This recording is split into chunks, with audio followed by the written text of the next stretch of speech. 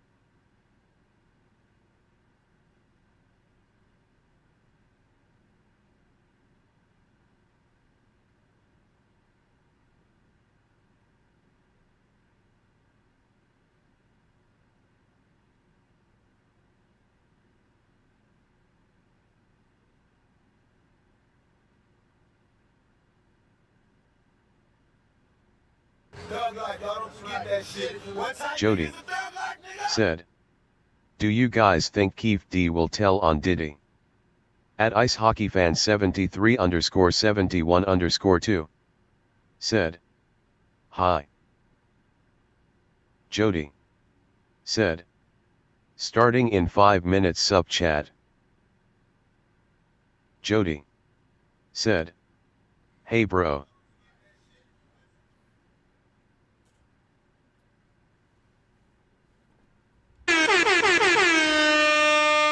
Another one. Another one. Give me a hell yeah. What? What?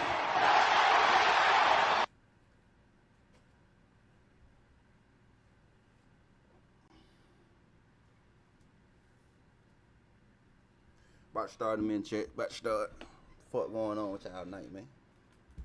Yeah, y'all nigga in any motherfucker. Y'all miss a motherfucker. I feel y'all.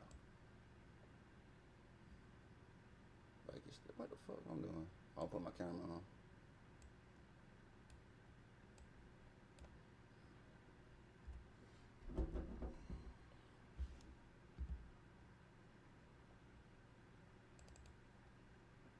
At Ice Hockey Fan 73_71_2 said, "I'm going to like." What you gonna like, bro? To my stream, I appreciate it, though. Say, don't get on me. I don't never got no shirt on, bro.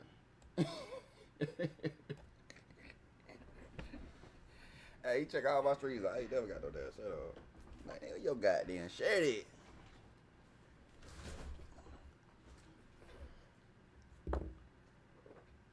Turn ain't got no fan hot here.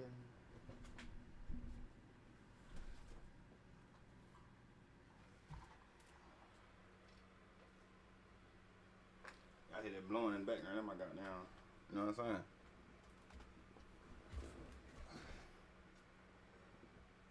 My damn phone.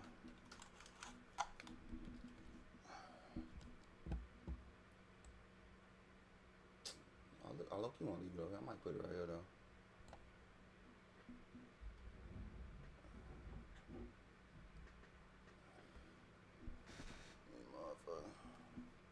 How y'all doing tonight? How y'all doing on Sunday? Happy Sunday, everybody. Happy Sunday.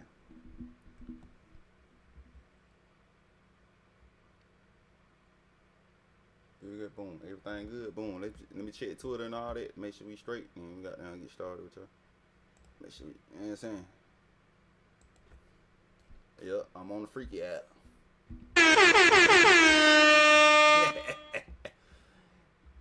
That's oh yo, we straight. Boom. Shit, Twitch. Good on Twitch. Boom. Everything good. Boom. Let me check Twitter and all that. Make sure we straight. And we got down and get started. We straight. Boom.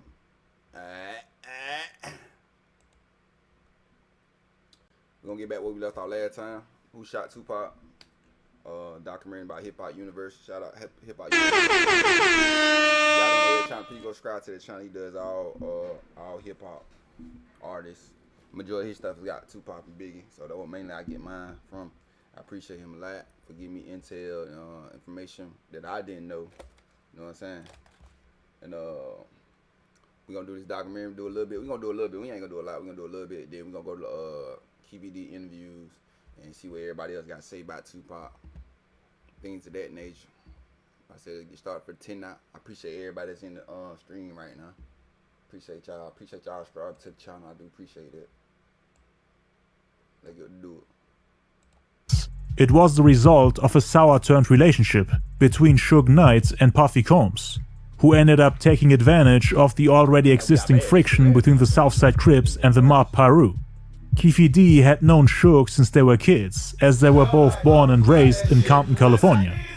But they both ended up taking different paths in life. 403. Keefe got involved with Zip. gangs and street. Hello. What's up, brother? I need to learn how to turn this shit down. Let me see if I can turn that shit down. I do want y'all. I want to hear y'all what y'all got to say. Instead of just looking all the way up, I can just respond when y'all say something. I ain't learned that shit yet. I don't think it's got its own volume.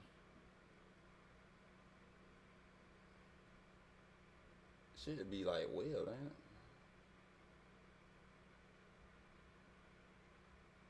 Let me see. Let me check. Oh shit! I turned my internet off. Ooh, Lord, no. Let me see. Can I find it? Voice mix. Boom. I mean, which one is this though?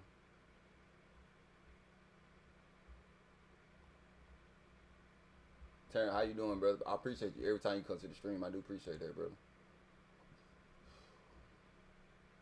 Hope I ain't say your name wrong. Let me turn my mic up. Okay. Damn, why I can't find the volume to this shit?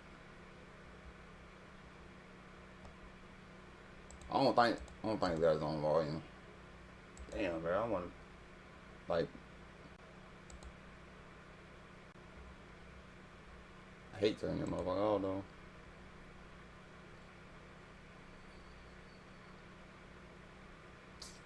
Shit, I can't find it.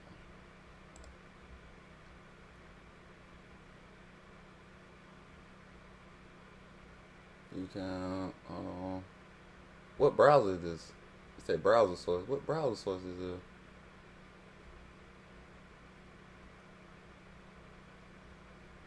Is that 1 or 2? Damn, I should have renamed that shit. Okay, I got 2 window capture. Whatever.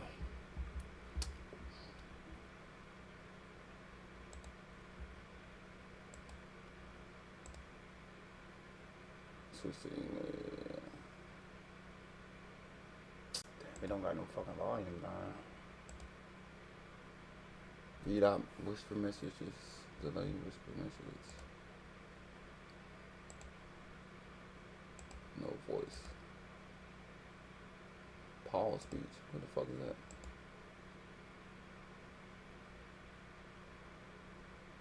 Whatever, I can't find it. Alright, back to shit. Street life very early on, when he was between the age of 12 and 13. He became a respected member of the Southside Crips, while Suge was a good kid that grew up in the area that was ruled by Bloods. He didn't really claim any particular gang at the time. The guys he grew up with were mostly Bloods. But yeah, I would be the ones they ain't front of hood. You know what I'm saying? They really ain't front of hood. Be trying to do all the most. You know what I'm saying? Keefe and Suge used to play football together. Went swimming, ate hot dogs and chips, spent time together when they were teens. Suge became a great football player by the time he entered high school. From 1983 to 85, when Suge was between... We're gonna start off Keefe D interviews first. Yeah, we're gonna do that shit first. Go ahead and get hot and ready.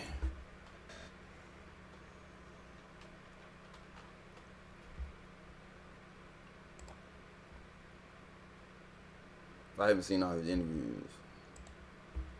Damn, we got a big pun. Still not a player. Documentary. Ooh. I ain't seen this one. Ooh, that lady. I've been trying to find her. I've been trying to find that lady right here. That lady right here, chat. She already knows something fishy. She already knows something fishy behind Tupac death and shit. She was trying to look all into. She the only one that trying to like really look into that shit. Then she got the interview. Oh, she did that shit 3 days ago? Oh yeah. I've been trying to find her. Cause I did a previous live. Matter of fact, let me go to that shit. When she was talking about that shit. Damn, I don't want to answer I don't, cause I don't want to miss it. Let me go back. I gotta say her. I gotta say her goddamn name. Go to Facebook. I'm gonna show y'all. I gotta go back to my previous live. I had to edit the fuck out this damn shit because it had so much copyrights in it. But I did it for y'all. We gonna get on that main. Let me see, can I find it?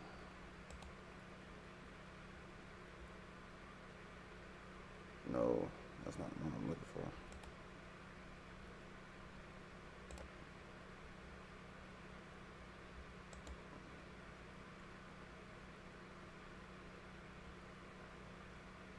That conversation and that meeting.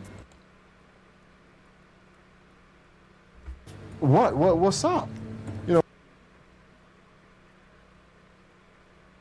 Oh, here she go. I found her. Yeah, she look different now though. This was back in like when everything went down. She looked different. Suge Knight, you know, I think that was rather interesting that Suge Knight goes into. There he is, he's overnight. He spent the night at University Medical Center. And Tupac, of course, was there too, but Tupac was in the intensive care unit, the trauma unit, and Suge was admitted into the tower, you know, the rooms of the hotel, the hospital, spent the night there. And they released him the next morning. By the time the two detectives got to the hospital to interview Suge, he'd already been released from the hospital and they couldn't get him. They never went to his house. I mean, he lives in Las Vegas. He had a house in Las Vegas. They never interviewed him. Then they went through his attorneys and it wasn't for... They never interviewed him. Why didn't you interview him? I got shit and I did have a police steers thing behind him and shit, so... 6 or 7 days that they interviewed Suge and they interviewed him for about 20 minutes. Alright, I do want to show you who she was really quick. Matter of fact, I got what her name, man? I need a screenshot that. Where my phone at? I need a screenshot that shit. I'm gonna remember that shit. I'm gonna remember it. Oh, she got this part 2. Okay, bet. I'm gonna get her to her tomorrow. She might got some new shit. I've been wondering what she been doing because she the only one that knew shit was fishy. And she been trying to keep up on it. She got. I think she wrote a book. She wrote a book about what happened and shit. Oh, y'all was going to Keefe D.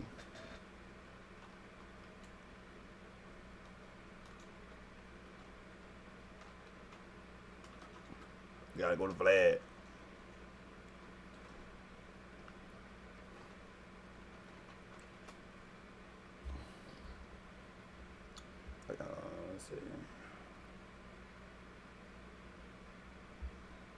Okay, this one is Keefe D on Diddy calling him after Tupac killed and allegedly offering him $1 million for the hit.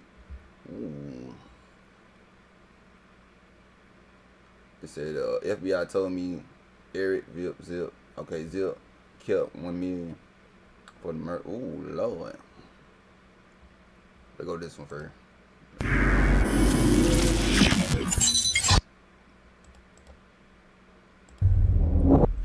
Well, in fact, you know, there was the rumor that after Pac got killed, Puffy gave Zip $1 million that was supposed to be handed over, and Zip ended up keeping it. And I remember when I interviewed TK Kirkland, who was actually roommates with Zip at one point. They were that close. He actually said, yeah. The Fed said that too. He said that shit actually happened. Well, the story that has circulated was that after Tupac got killed, Puffy allegedly gave the money. I heard to Zip. Yes. And Zip was supposed to give the money to Keefe and them. Yes. But he never gave the money to him. But thank God he never gave him the money, right? Think about it. If he gave the money, Puffy would be in prison now, money for hire, a murder for hire. So thank God. It's just a true story. How you thanking God for that shit? Oh my God, bro. Oh, hell no, man. What the fuck, man? He treated you good at them damn Diddy parties, huh? Baby oil loud on your back. Motherfucker. Talking about thank God. Don't put no God in this shit. He about to pee me off. I'm not saying yes or no, but if he would have gave them the money, it'd have been a murder for hire and Puffy would be locked up. The FBI said he's a dirty motherfucker. Yeah, and he even said that, like, in retrospect, that was probably the best thing that could have ever happened to Puffy. By Zip stealing the money, now Puffy isn't connected to that shit. Or else it would have been like a murder for hire or something, you know what I'm saying? The FBI said Zip. So the FBI told you the he same was a thing. dirty motherfucker, yeah. So the FBI told you that Zip kept that money as well. They said Zip's a dirty motherfucker. Everybody cross you. You the last one to know every fucking thing. Even lawyers, your friends, everybody can cross your ass. You just don't know. Even the dudes you was riding in the car with every day, like a low jack. Like, what the fuck? Yeah, well, I mean, like I said, Zip had a history of ripping people off. Yeah. He never ripped me off. Well, it was at this moment that he knew. He fucked up. Stop the cap. That boy took that money and got the fuck on your stupid ass. You did all that, didn't get no money but tickets. You know what I'm saying? You are the weakest link. Hello. Weakest link, man. Weakest link. Otherwise, he wouldn't have. Did he technically do? I mean, if he kept the money that supposedly. True. So actually, he ripped you off for $1 million. Yeah. He got your ass. If that's what happened, yeah. They sure said it. The FBI said that. The people down, yeah, U.S. crazy. attorneys, all that, they said that. Zip's the. Hold on, say his stepdad tried to rob him for. Oh Lord, the hell you was into? So what we think? What we think, y'all? That nigga, he got to be the dumbest. He did dumb here. I wouldn't even, if I did that shit, I wouldn't even got nothing to be talking. I wouldn't do no interview. I don't care how much money they gave me. Fuck that. You can incriminate yourself. Let's see my boy Outlaw. Moo. Let's see what Moo talking about. Shout out to the Outlaw. Another one. Another one. Give me a hell yeah. Shout out to the Outlaws.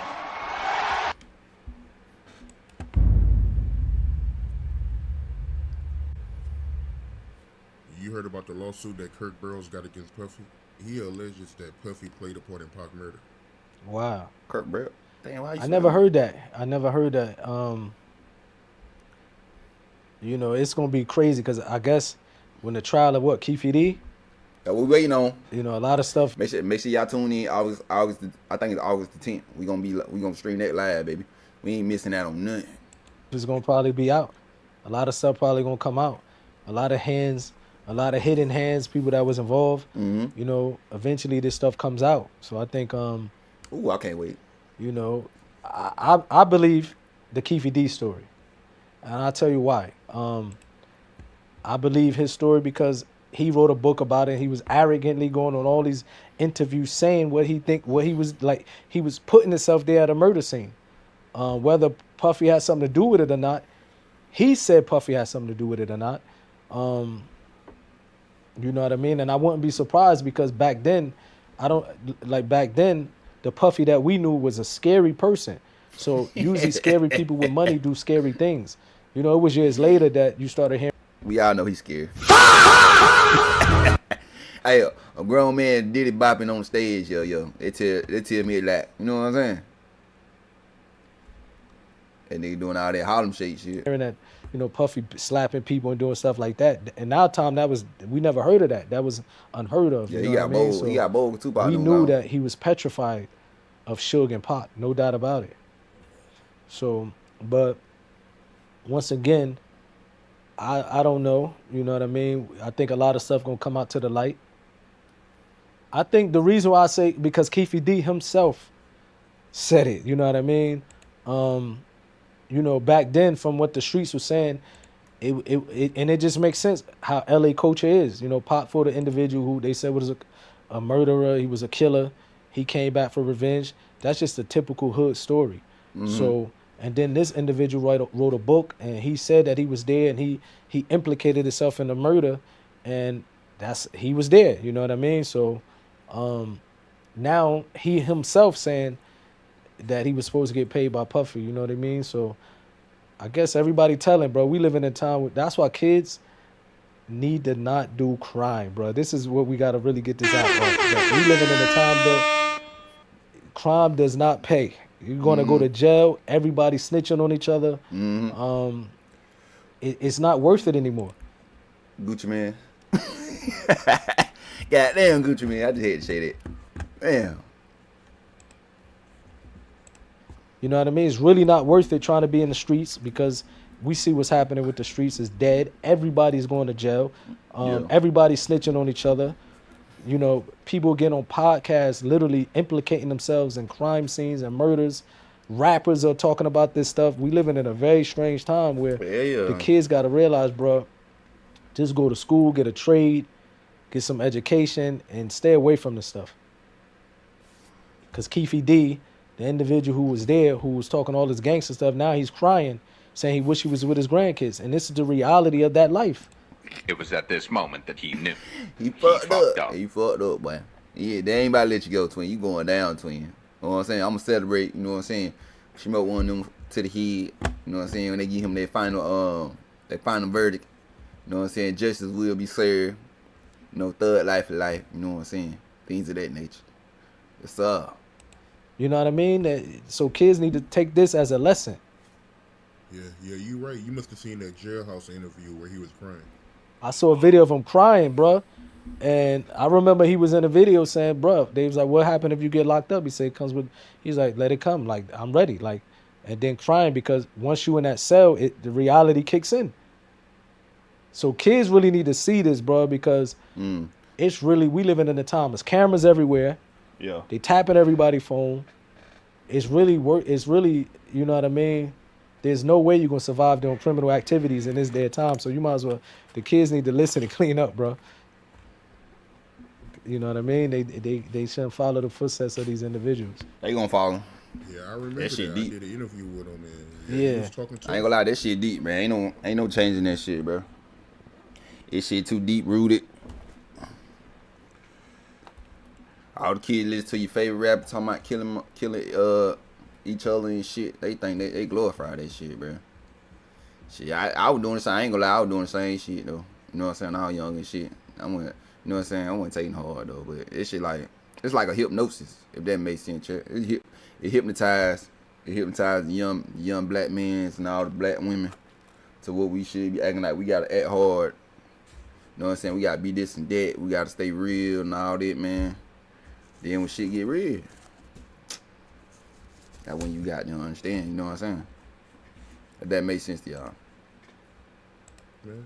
Yeah, it was on your channel, matter of fact. He's like, yeah, what comes with, then fast forward, he's crying. So this is a reality, bro, that he was crying. No matter how gangster these people talk, no matter all that crazy stuff they talk, you're going to end up like him if you know what I mean? If you don't like, you know what I mean? That's crazy, bro. But he put himself there, you know. He put himself there. I guess this, you know, we living in a time where it came so fast. Maybe it was like phones when people started having cell phones. They was talking, and a lot of people was getting locked up. But then they was able to get smart and say, okay, now they're recording our conversations. I guess podcast and YouTube is like the new phones. It's so new that everybody's getting on it. Like, well, this old mob member talk about all his murders. Let me talk about moms. This old, and they just start implicating themselves. Well, I'm like, bro, who does that? That old mob member might have just did 30 years. He came home. So that's why he probably telling the story. These jokers didn't even get caught. They didn't even get caught yet, and they telling on themselves. So yeah, they dumb. We living in a crazy time, bro. They got caught now. Well, only Keefe though. Everybody else gone. Everybody dead.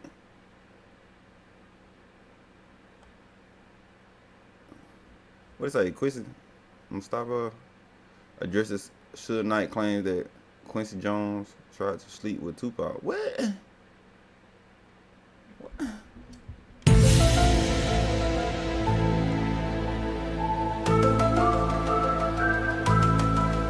The fuck we just walked into? Hold on there. Oh, here now.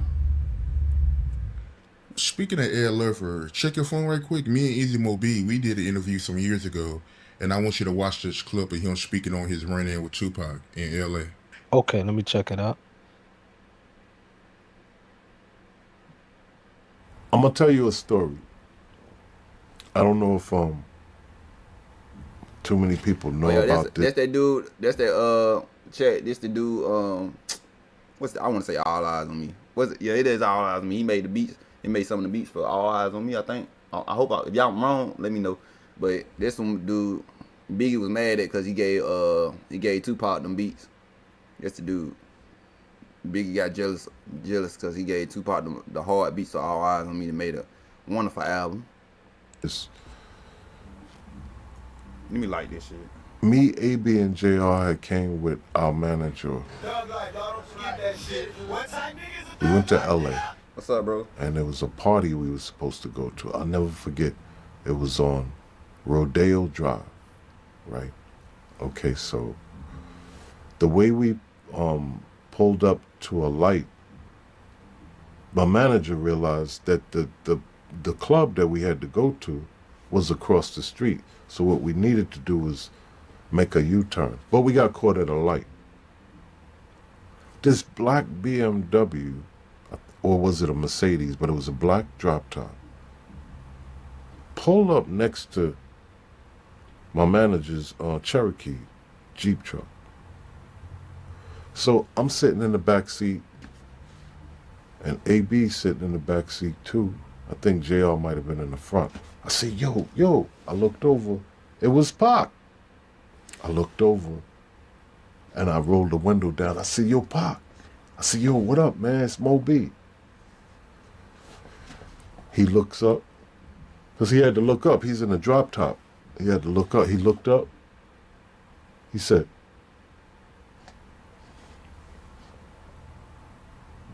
and kept waiting for the light. The light turned, it changed, and he drove off. And that's when I said, you know what? Yeah, he don't want to deal with people from New York no more. He probably don't, you gotta understand this. He was in a position where he didn't know who to trust, man. Yeah. He didn't know who to trust. And you know what? I wasn't mad. I understood that. I did. I understood it. You know, if I had stuff like that happen to me, and then somebody back from that city, I see them, I don't know what he know. You know what I mean? I don't know. I just don't know. So I don't trust him. So it was a shocker. It shocked me, but I wasn't mad about it. I understood it. I was like, yeah, I get it, man. But it kind of hurt me, though, because he looked up. He looked me right at me, and I said, it's Mo B. And he didn't even say nothing. He just turned his head like that and kept... He know you fuck with Biggie. You know what I'm saying? It was at this moment that he knew.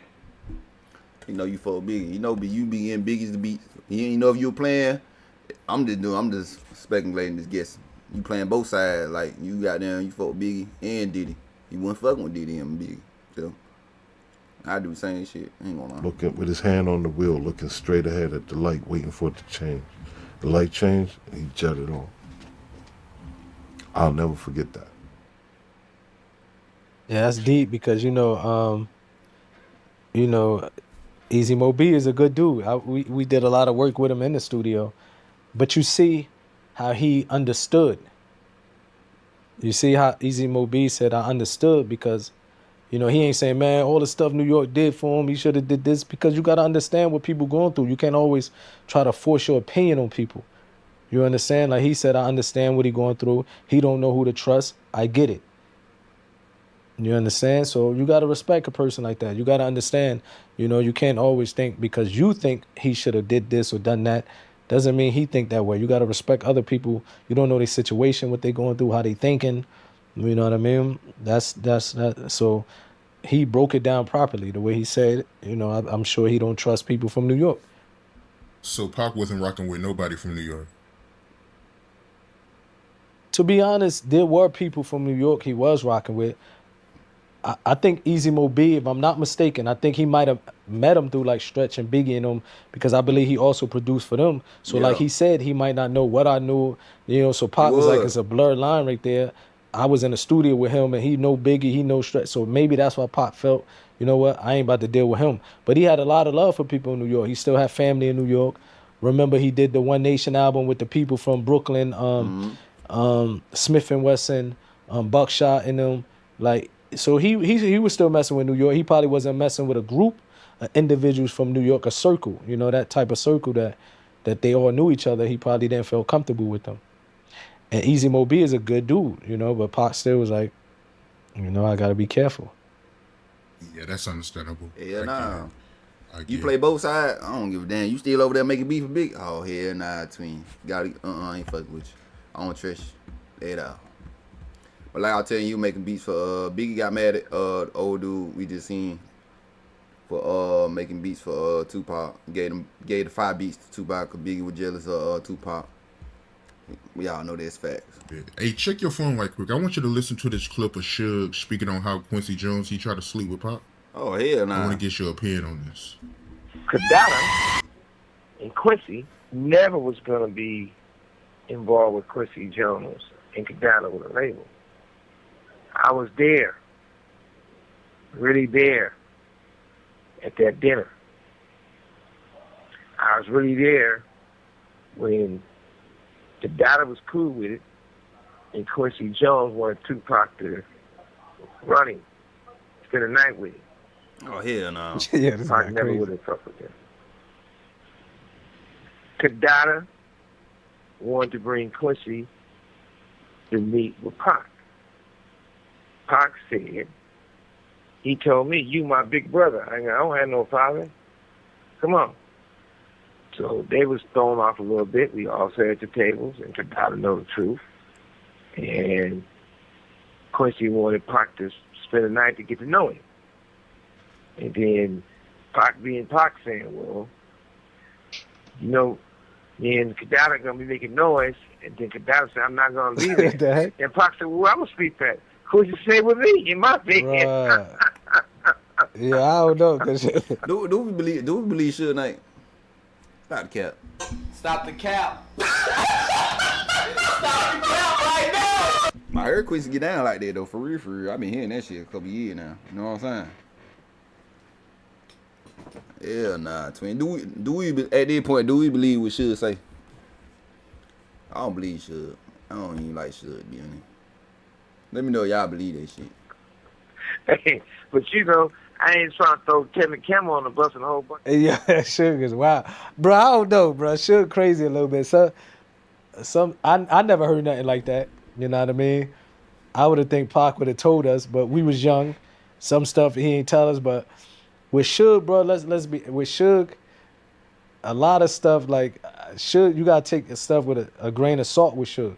A lot of stuff be truth, then a lot of stuff he just be trolling. You know what I mean? Like, so I don't know if that's one of those, if it's one of those times he trolling or it's something that really happened. That's crazy. I would have doubt that, bro. Probably would have.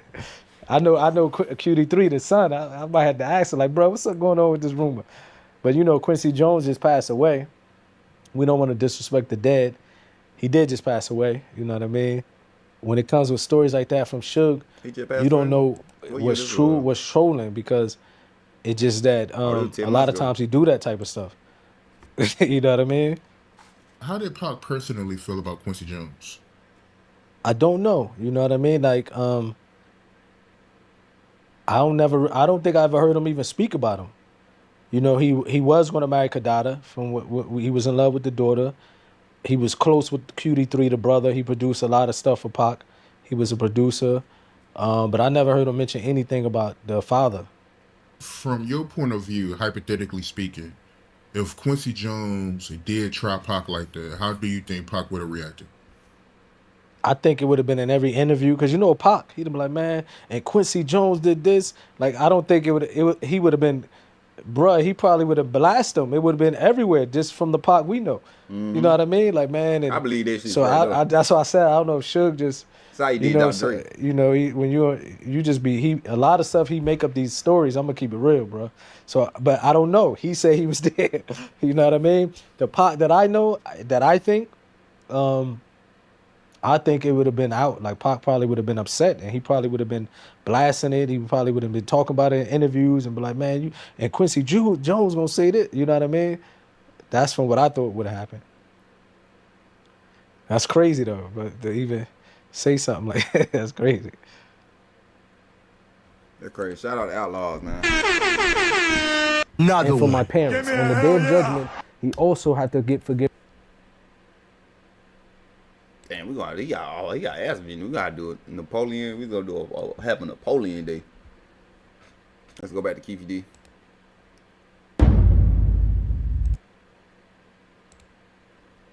Oh shit. Oh Lord. Fucked up. Man, do that shit one more goddamn time.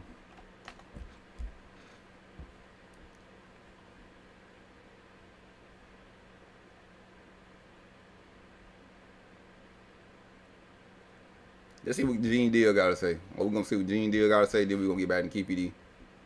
What he cry? What he crying there? I wanna see if he cry, bitch. Cause I ain't got no sympathy. Hold on.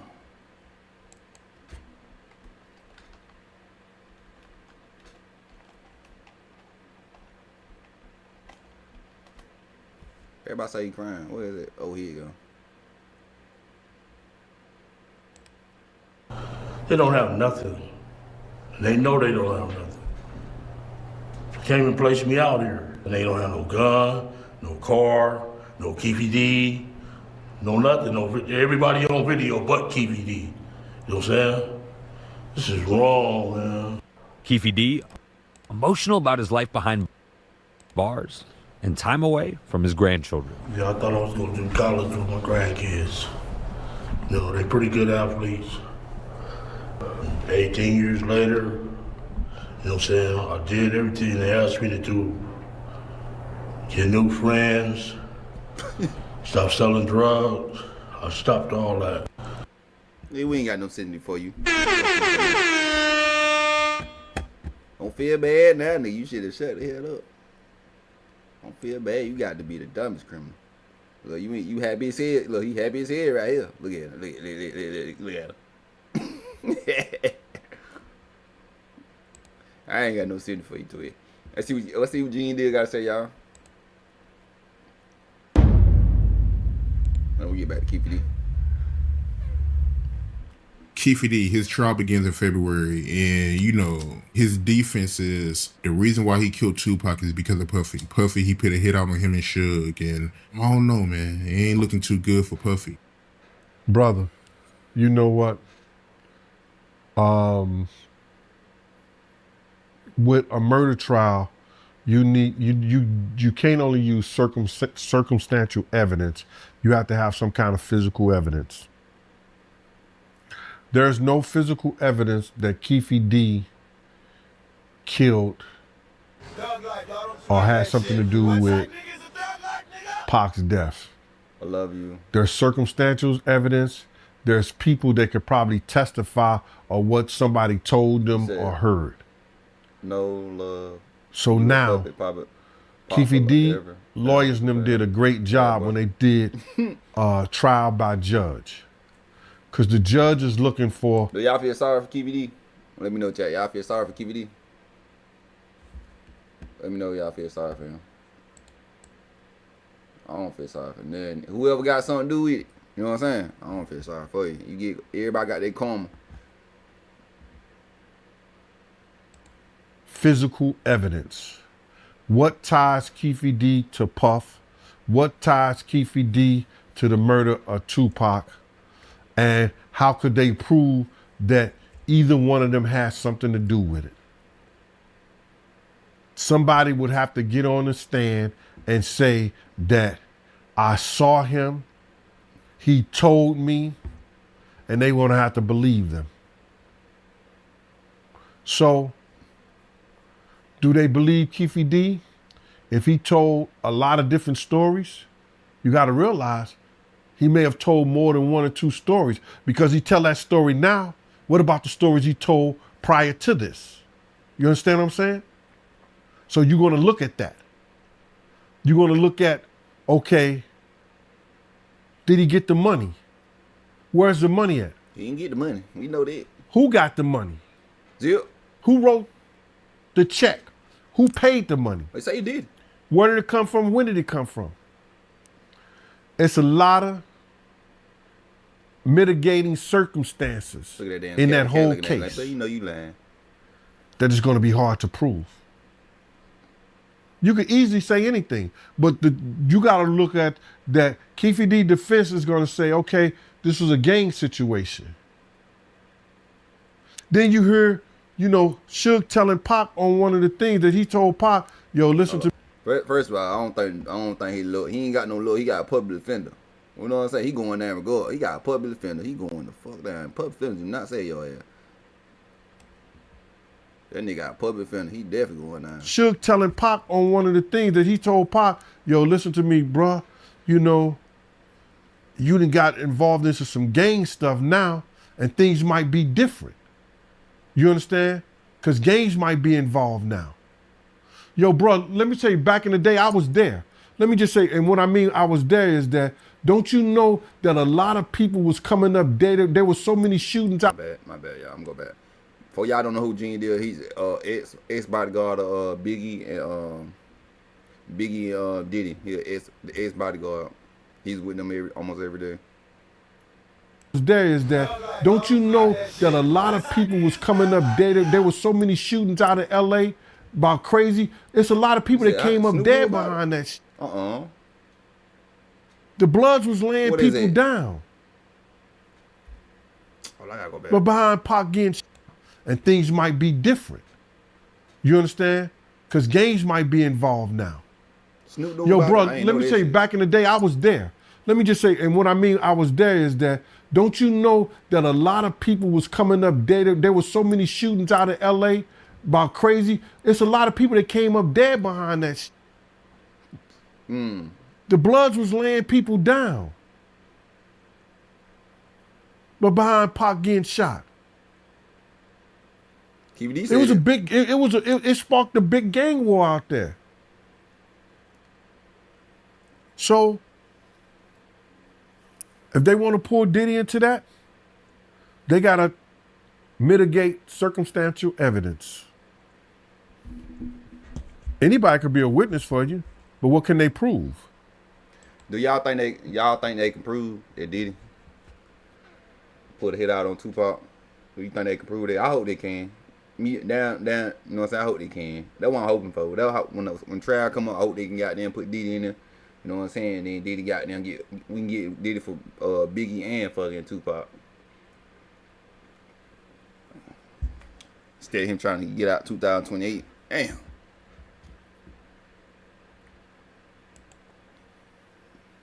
Somebody's gonna have to say, I heard this conversation. This was a handshake or a nod or something went down, and it's gonna be hard to prove. It's gonna be hard to prove. Unless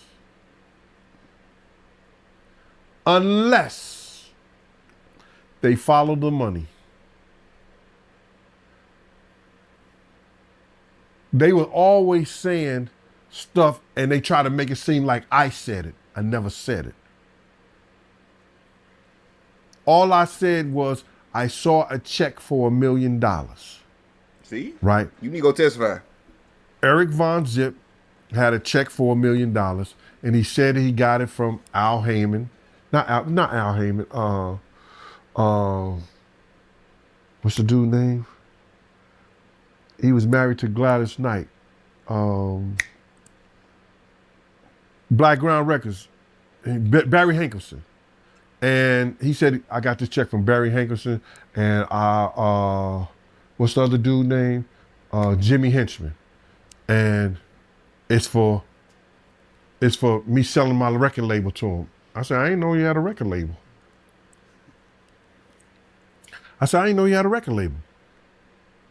When he showed us, and I said us the check. When he showed us the check, it wasn't only me. I said, dog, when did you get a record label? That's what I said to my man. He was like, oh, you know how he is. And you know that there was a beef between Pac and Jimmy Henchman. You understand? And you know Jimmy Henchman and Puff was close. Mm-hmm. If they try to go that route and look at that and see if that was the route, maybe it was, maybe it wasn't. I don't know. But me being an investigator, I would have looked into that. Yeah. We can get him like that. Then he was at the quad shooting. Puppy was at the quad shooting now. You know what I'm saying? Don't they got cameras in the fucking quad stuff? I don't understand them motherfuckers. You know they got cameras in that motherfucker. They probably delete them bitches by now though. If Keefe D says that he was trying to get his money from Puff through Zip, and he got that money was worth $6, and they could trace it back to them, and both of those people could say that, then they got him. Mm. But that's going to be hard to prove because I don't believe that may have happened. I don't know why he had to check for $1 million. It wasn't my concern at no time. But I know he had a check for $1 million. And I know what he said he got the check for $1 million for. It was for Black Ground Records. So that's the truth. So people can measure it and say whatever they want to say, but that's what happened. Y'all think he had something? I think he had something. He telling the truth, halfway true, but he shouldn't code shit on that. You shouldn't go.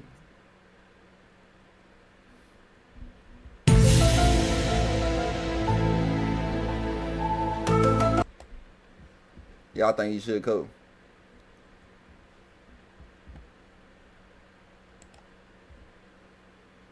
Which one we on this one?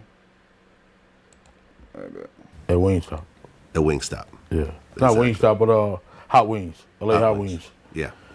Yeah. And I guess you said that Puffy called and said, was that us? And you didn't say nothing. I didn't say nothing. Yeah, you're right. There's also, you go into the book that I think he would tell. Apparently there was supposed to be $1 million that Zip was supposed to bring back, but he ended up keeping the money and buying a nightclub with it. That's what the FBI said. About nightclub? The FBI said that. Yeah. Yeah. You guys never got any money? Never. For anything? Nothing. Not even a pair of Sean John drawers. You know what I'm saying? That's crazy. It seemed like Puff do that though. He seemed like every time some bad shit go around here, it look like it's some shit on the grass. He don't step around that shit. He get away from that bullshit. Okay. Yeah. Well, you talked about how you made a crucial mistake by having a big meeting in the neighborhood. Yeah, it wasn't in the neighborhood. It was at a park outside the neighborhood. Okay, in Cerritos. Yeah. Okay. And what was the mistake that you made? I said I was just going to get some bread from Puff to get us some guns because they kept on raiding our houses, taking our guns. And there was informants that was listening to this whole conversation. Yeah, they was there. Yeah. Exactly. And they reported that back. Yeah. I wish you can enter the FBI's. They don't do shit like this. You know what I'm saying? Greg Hayden, he was just an LA detective. You know what I'm saying? Yeah. And he act like he made me crumble and all that. He didn't make me crumble. It's my friends around me. Viral, They appreciate took you, me down. Scrap, Right. all in China. Appreciate Because you, appreciate you. I just seen that. Appreciate Another you, one. following China. Give me a hell yeah. Shout out to Val. Well, your whole life is being turned upside down at this point. Exactly. You had this multi-million drug You know what I'm saying? operation Well, you know, done. yeah. You know, FBI. You know, police raids. You know, guns being taken. People starting to turn informant and turning against you. Exactly. It was that one event changed everything in your life. Exactly. How stressed out were you during this time? I was just watching my ass more than likely. You know what I'm saying? Well, Suge, because of that fight, Suge was looking at violating his probation. Yes.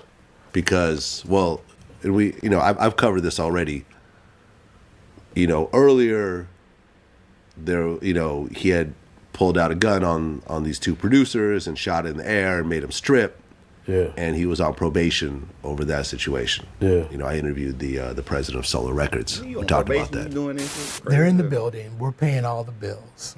We get a phone bill from the studio floor that was something like, I want to say, $8,000 for a month. Okay.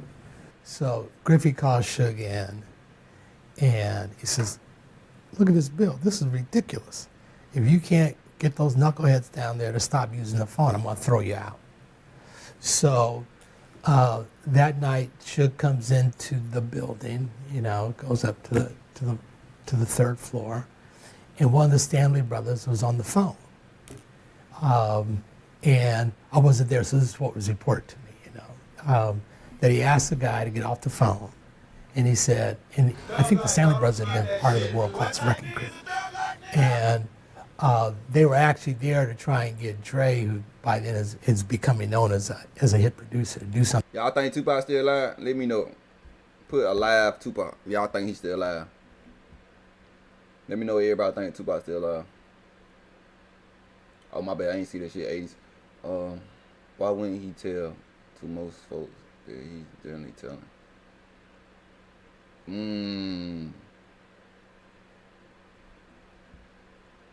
I probably won't. For them. And so he tells Suge, he didn't know who Suge really was. He said, hey, look, I'm want to get They're like Dre. you talking about they're like you telling me to let him rest, but they're like telling people tell Michael Jackson to rest. People, they still making movies about Michael Jackson.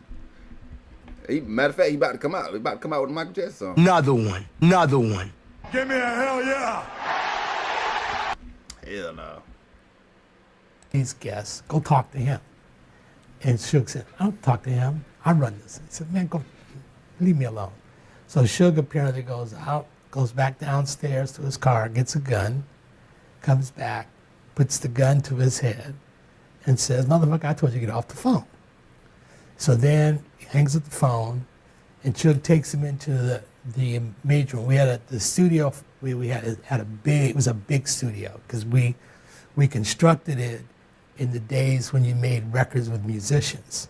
And so, in the olden days, if you wanted to do a string date, you would bring in the string section from the LA Philharmonic, and that's how you do string overdubs and stuff. So we had a studio that was big enough to accommodate all those. So Suge brings him into the studio and has everybody, people from the rehearsal. He said, I want you all to come in here. And he said, this is what's going to happen if you use that phone. And so he tells the guy to take off his clothes. And he says, I'm not taking off my clothes. So then he shoots the gun he has by the guy's ear. So Suge was already on probation. Here he is in this video kicking Orlando. He tried to say that he slipped and he was trying to stop it. Yeah. But he actually paid Orlando $60,000 to testify that Suge didn't do anything. Yeah, he paid us, yeah. And did that kind of ease the tensions in Compton? Yeah, yeah. Stopped it, yeah. Right. Well, seemed like the fucking mayor. That nigga paid that nigga 60 bands and still goddamn lost the goddamn case. That shit crazy. It was at this moment that he knew. He fucked up. It was at this moment that he knew. Wendell, appreciate you subscribing to the channel, twin. Another one. Another one. Give me a hell yeah. I appreciate you. Everybody, you know what I'm saying? They had put the Bloods, they put down the power moves in Compton. They had the city hall, they had the fucking police department, you know what I'm saying? He buying fucking all kind of shit for them, all that shit. So they kind of took over. So that made us really stay up out of Compton. Well, even though Orlando testified on Suge's behalf, Suge was still found guilty. Yeah. He's still violated his and that really like crashed. Sarah Chapman.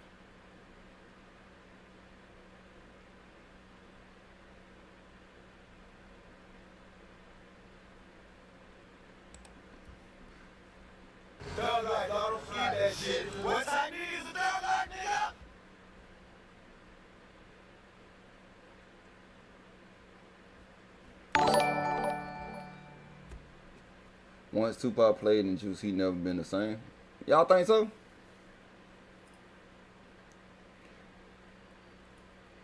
You think that shit?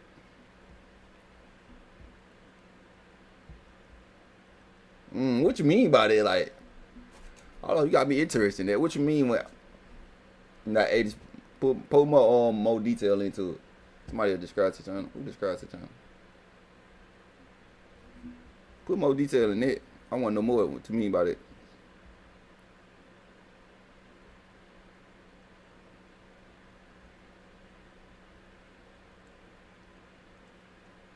Oh, somebody said Keefe D can prove Diddy role in Tupac's murder with videotape and bank statements. Oh, hello, that's what I'm looking for right here. What? Real? When this shit was? Oh, it was 2 years ago. I don't even know who this is. Who do I do it? Do you think Keefe D is going to try to involve Puffy in this? He better. Well, I mean, let's face it, it's been 27 years, right? They would have to have some sort of bank records or some old videotape that they videotaped him offering this bounty. So, I mean, I don't think there's any credibility to this P. Diddy story because I see it all over the social media right now. And I just don't believe it. I mean, just based on what I know about it, me investigating the case and my experience. I mean, this is like Gangs 101. You know what I mean? They snatched the chain. They beat him down at the MGM. Let's go looking for him. This is straight gang shit, man. You know, I don't think Hold on now. Government shit too now. Now, we ain't gonna slap pad that shit, twin. You know what I'm saying? Hello? Has anything to do with anything. And I don't know for sure, maybe he did, but how are they going to prove it 27 years later? It's almost impossible. You know, he's not going to admit to it even if he did do it, right? So, right. Hypothetically speaking, right, what would Keefe D have to provide to the police to show them that, you know, Diddy had a connection to Tupac murder? Well, he would have to give him some concrete evidence. You know, you just can't go out and, I mean, you could go out and interview him, but they're not going to subpoena him. They're not going to do anything in Keefe D unless they have a probable cause to do anything. I mean, well, I said Keefe D, but I meant brother? How you doing? P. Diddy. But because P. Diddy's big time. You know what I'm saying? He's one of the biggest stars around. You know, the guy. He ain't no goddamn star. He used everybody else to be a damn star. He ain't no goddamn star. They ain't start the cap. Stop the cap. Stop the cap right now. Stop the cap. No bullshit. He is not no damn star. He got big off Biggie and shit. He ain't do nothing but dance. You know what I'm saying? Then when he did rap, everybody wrote his shit. Mason them, all them wrote his raps, bro. He ain't no goddamn, he ain't got no fucking talent.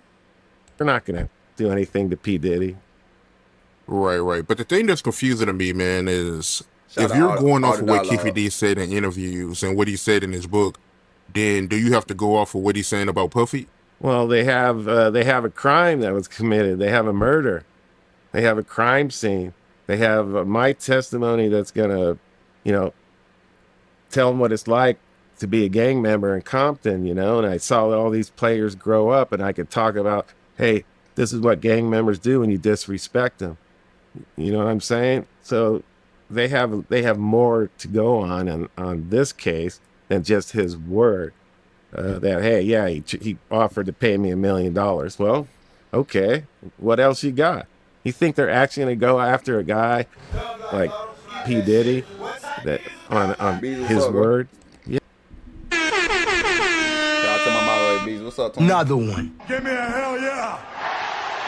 What's up, bro? I don't know, Keefe D. At this point, you better come up with something. You know what I'm saying? I be thinking of something. You had all the time you been locked up. You better come up with something. They gonna railroad the hell out your ass. You ain't got a public defender. Oh Lord, Jesus. You getting life off the rip. You have to have more. You have to have more evidence. Is there any way Keefe D can win this case? Hell no. Hell no. No, I don't think so. I mean, he could try to beat it in court. Beat that shit? I mean, you never know what jurors are going to say, and I don't really know what his defense is going to be because, he admitted it on several interviews. He admitted it in his book. So what's he going to say? I lied? Well, I don't think that he's going to get off on it myself. I see on YouTube, man. But again, this case is 27 years old, so, you never know what's going to happen. But hypothetically, right, what if he offered the cops some unsolved murders that happened in Compton back in the day, if they let him off? Can he do that? No. Hell no. No, because I don't think Las Vegas cares about what happened in Compton. I mean, he got one of the biggest cases in history, really. When you think about it, Tupac was like Elvis. So they're not going to, he could tell them anything they want. They're not going to, I don't think they're offer him any kind. He could try to take a deal, but I don't think he has any information that they would say, okay, if you tell us he did this murder, we'll give you a lesser sentence. Not now, because it's been so long. So they're going to go after him, I believe. I can only imagine the information Keefe D knows, man, about stuff that went on around Compton. Yeah, I'm sure he could solve quite a few crimes if he really wanted to. So that's for sure. We need you to all got to get Diddy out there. That's what we need you to do. Don't give a damn about nothing else. Oh shit.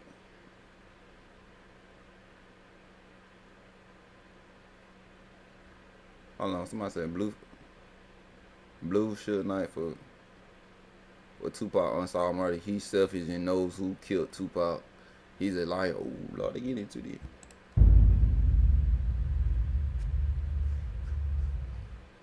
What was your reaction when Keefe D was doing all these interviews over the years? I just was shaking my head, and I'm going, what? See, all he had to do, because he was offered the immunity, all he had to do is shut up. Yeah. All right? All he has to do is not say a word, and they could never go after him. Unless they had some other outside information, say, Suge Knight says I saw him in the car or something like that, but he has no credibility either. But that's a different story. Like I said, all he had to do is keep his mouth shut, and he would have never got arrested on this case, I believe. Right? He was offered immunity. Once he broke the immunity and he started talking, and then they can use all that against him in court, and he writes a book. I mean, you interviewed him. Other people have interviewed him, too. I've seen it all over YouTube. He ain't had no choice to talk. He broke. Yeah, they say he got counsel too. They say Keefe D got counsel and shit. He needs something to pay for it, so this is the only way he know how to pay for it. They still dumb here though. I don't give a damn what you saying, man. Like, he gonna go down as the dumbest game banger I ever met. They gonna start writing books, but write books about him. Coulda got away. But look how God worked though. You know what I'm saying? We appreciate you, Keefe D. You know what I'm saying? Coming out, telling the truth. You know what I'm saying? Too, I've seen it all over YouTube, and I'm just like rubbing my head. I go, what are you doing? And then to make things worse, he moves to Vegas where it happened in Henderson, and he rubs it in their face. Right? So what do you think they're gonna do? And you know, it has a lot to do with them going forward on the case. Is this? Oh my God, bro. Oh hell no, man. What the fuck, man? Get your ass. You gonna move to play where you did the murder?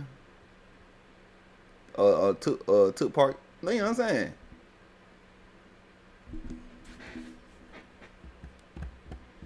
I don't think that nigga, he passed middle school at this damn point, cause he ain't got no intelligence at all. He ain't make it. I don't even know how did he make it out of high school?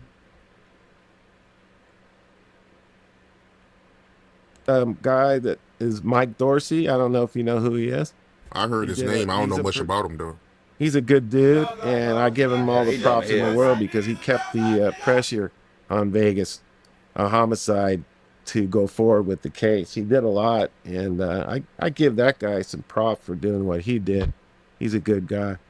Yeah, I couldn't believe he moved to Vegas. I know I did an interview with Chris Curl, and he couldn't believe it. Yeah, I mean, dude, I mean, come on. You're trying to rub it in their face? Everybody say Tupac ain't dead. Y'all don't believe it? Let me put my God down. I don't believe dead. I'm with y'all niggas. I'm putting in chat too. Y'all think Tupac alive or dead? Let me know. I'm putting my I hope he is alive though, for real though. I ain't no bullshit. I know he can't never come back though, but shit. These drops some music, you know what I'm saying, under another name or something. Hold on, I think.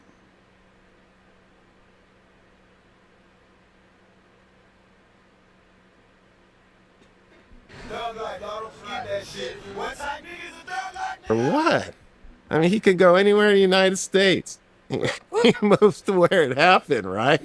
Yeah, and then he starts running his mouth for years. So finally, hey, they had to do something, man. Yeah, he started telling on police and everything. From what you heard, right, what kind of information do you think they have on Keefe D? Well, again, I really feel that they're going to need me to put together all the stuff, what happened in Compton, you know, after the Tupac murder. I'm the one that's going to tell about gang life, how they grew up. You know, I'm going to tell them all about... Yeah, this nigga, he going to railroad his ass. Keefe D been saying in the interview, he been selling crack, cocaine, all this shit. Oh, Lord, but you ain't going down, bro. No keys in... Y'all say no keys in the car? Should say on 3 different occasions. Like you said no blood in that car. No, I seen some blood, I think. Blood? When I seen this shit at? Oh, now I gotta go to this video. Hold on. You said no blood in the car? Nah, I think that was that the movie?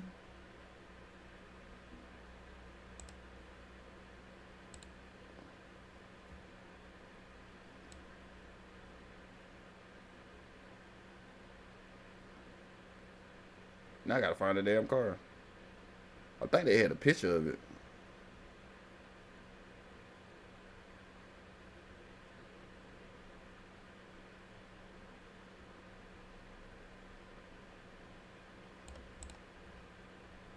Something while he's busy helping Pac. He thought that if Suge jumped on his back, it would have been over for him, cause he was huge. He managed to carry him out and put him on the ground. And he's like, he's trying to breathe, and then he goes, I can't breathe. He was in terrible shape, had blood coming out of his nose, had so much blood on his... Yeah, there gonna be what blood in there? Got blood, ain't it?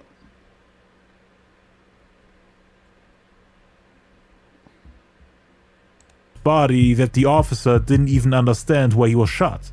The seat, his clothes, the jewelry. Nah, I see ain't no blood. Oh, it's blood right here. Never mind. I'm about to say ain't no blood right here. I see it right here though. Damn, that motherfucker right here too. How the hell why the hell the doctor coat right there? And it should be on the ground. Everything was covered in blood. About that one. Frank and Suge were... You said toss it up video. He had some pennies on that video. Supposed nobody seen his dead body. Fake as hell. Both yelling and asking him.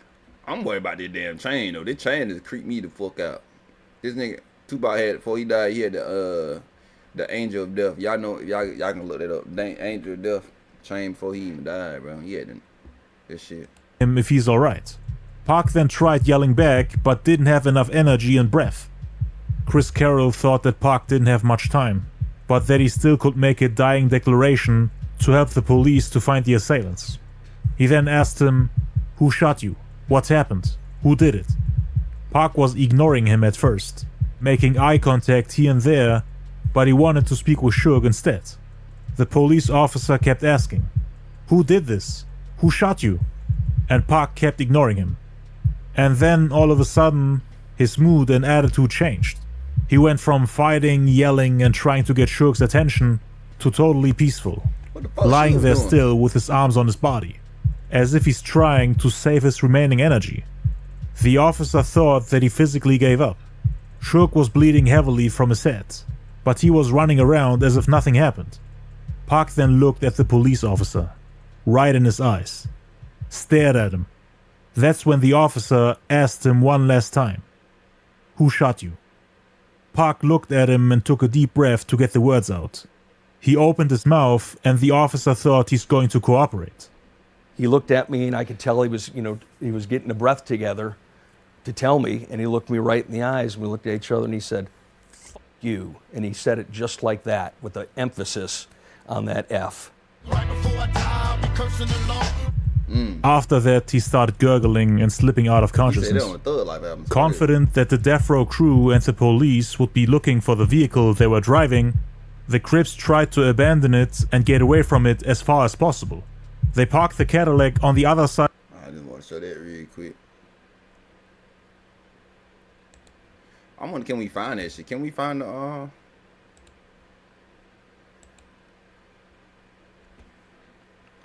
I don't know if that shit was edit.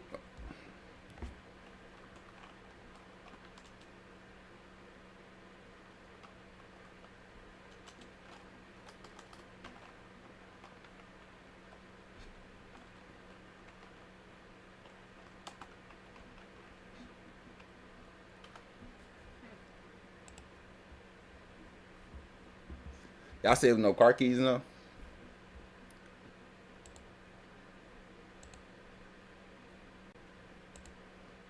Come on, oh, come on now. You little ass damn picture. Can we zoom in? Oh my god.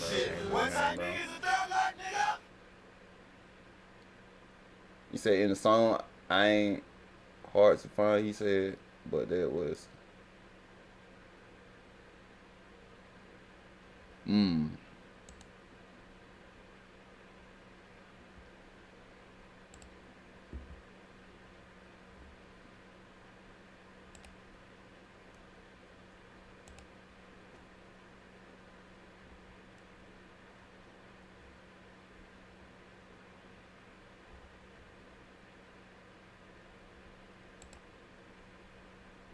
I see some blood right there, though.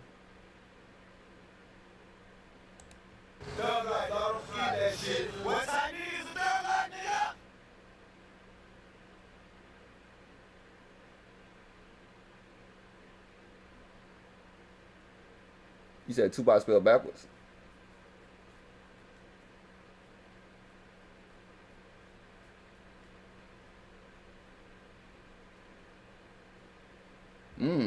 That's interesting, bro. I'm not even gonna lie.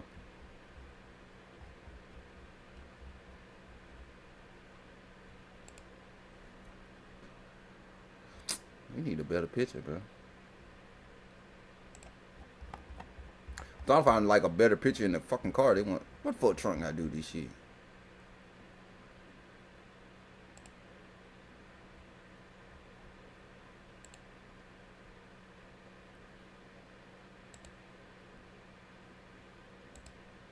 Okay, here we go.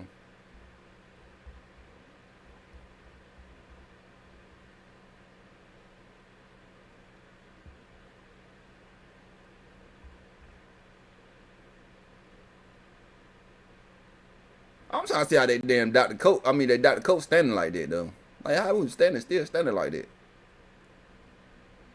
That made me question the goddamn photo now. Ain't no way in the hell that shit was still standing like that, bro. Like it's like.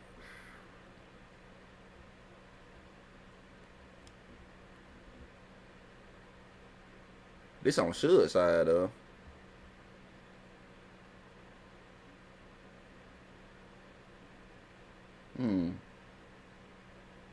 Said no keys in English. Like, are you talking about like when you say that? Do you talking about when they stop? He might have took the keys out though.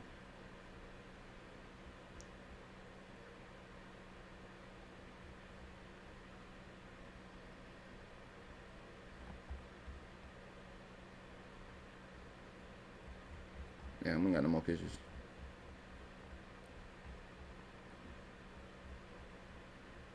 Unless the cops took the shit.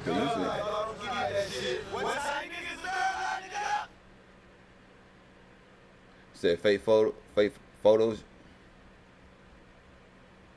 Yeah, I can agree with you on that, cause this shit right here don't make no sense. I don't know.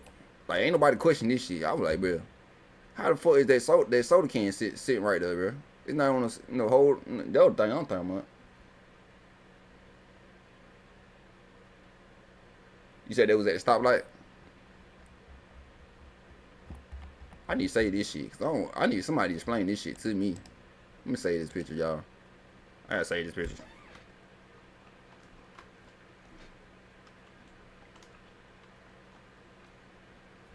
Okay, this shit right, that damn soda can don't make no sense. Let me go to the y'all said stoplight.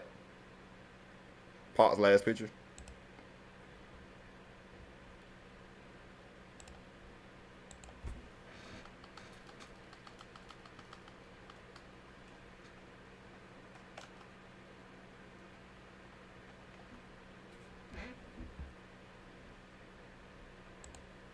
Let me see the movie version first. Oh, what the fuck? Ooh, they gonna get me for that. I know they is. I did that, bitch. I thought that was a fucking picture. Alright, boom. How the fuck y'all got this on Facebook?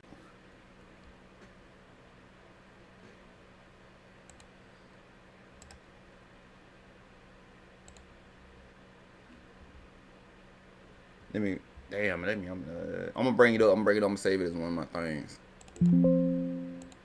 Let me bring the image up.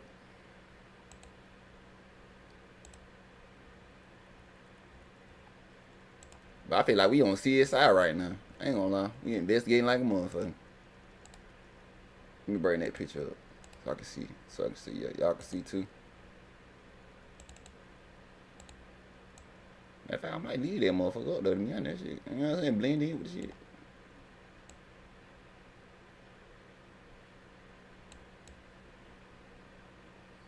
Can y'all see that shit? Hold on, bro. Ain't no. That's a car key? I can't tell.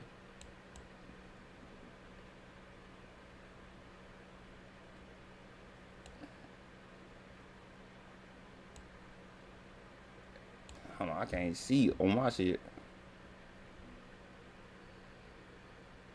It's a stage photo.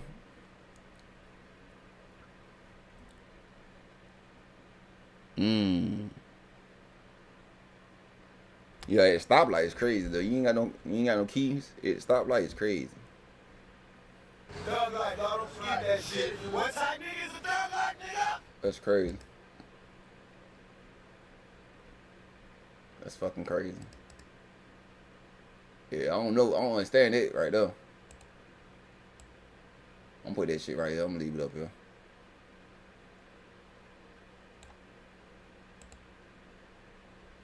My boy a little worried as fuck. Look at his face expression though.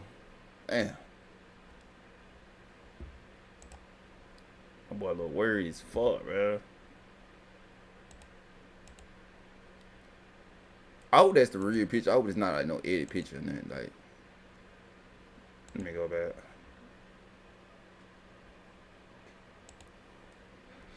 Nah, this ain't even got the whole fucking picture. Okay, this look like one. Now we going on Instagram. God damn. You can't see nothing in there. It's the same photo. There ain't no keys in that motherfucker.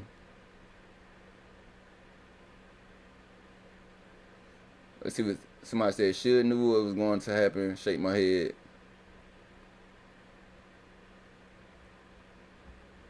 Damn, that crazy, bro. I don't know. I don't know what to say about that because there ain't no car keys at the stoplight. How the fuck it? But you gotta think about they got pulled over by the police too. Unless the police told him to take the shit out. That's what I'm thinking. But no, I don't know. Did he get pulled up before he took the picture or after he took the picture? That's what we need to know. Cause the police did pull them over, pull their ass over because they were bumping music loud. So I don't know if they was doing it. I don't know, bro.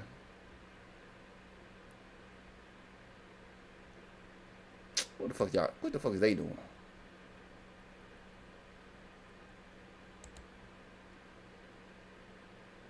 You say look at the date on the car.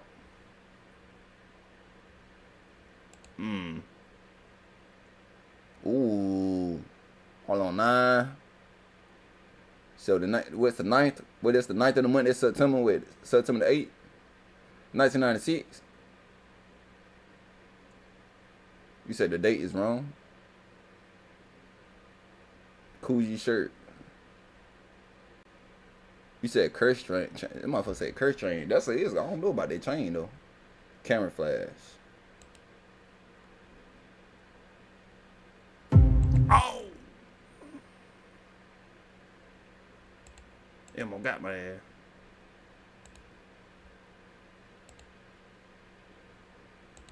I want to see the picture up close. I mean, hold on. There might be a key in that motherfucker. It might not be no long key. It might be like a short key. That look like a key in that motherfucker. I ain't gonna lie. With the ring around it, like you know how the key be having little rings around when you put your little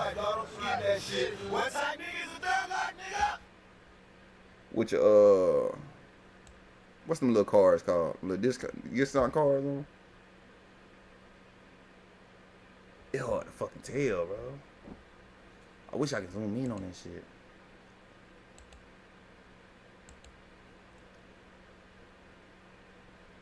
Yeah, that's my birthday though.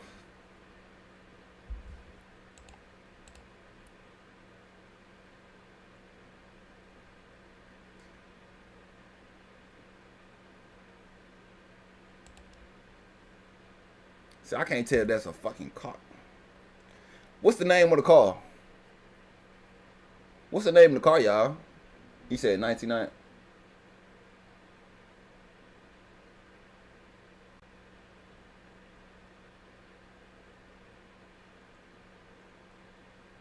Oh, that what date y'all was talking about. Hold on. What that date said? You got 07, you got 97. That shit says 98. Hold on, what you mean? What you mean?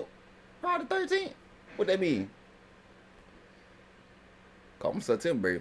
Well, my birthday don't fall on Friday this year, but y'all know what type of BMW it was?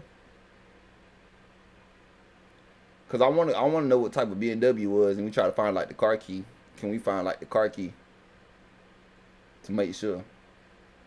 Cause it got to have a certain car key to it, don't it? Damn, what's the?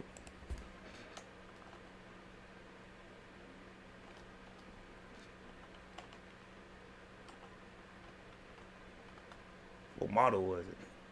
It was a 19. Hold on.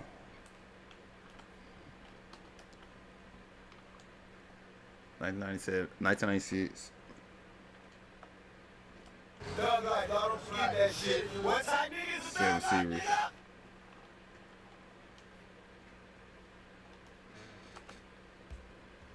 Okay, this is the car key. We need to see them.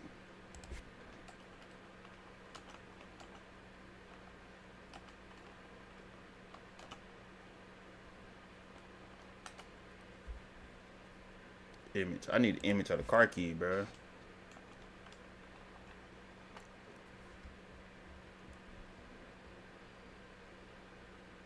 Says new BMW.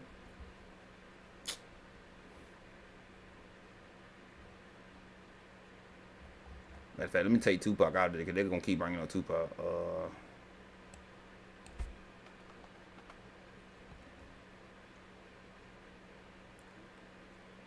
See, this the key.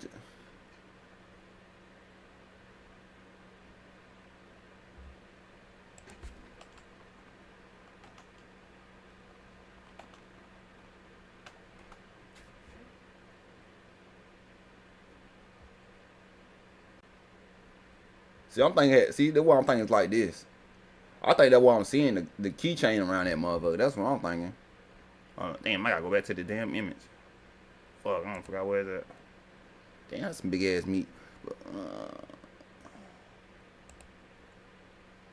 oh no, I'm gonna go back. Let me get another one.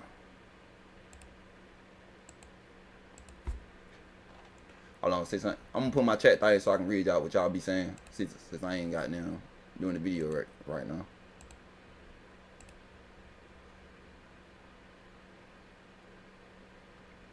They had push start back there.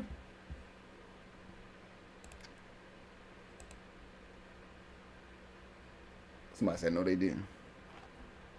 At MRLeezy87 said, no TF, they didn't clown. Yeah, they went right back to this shit.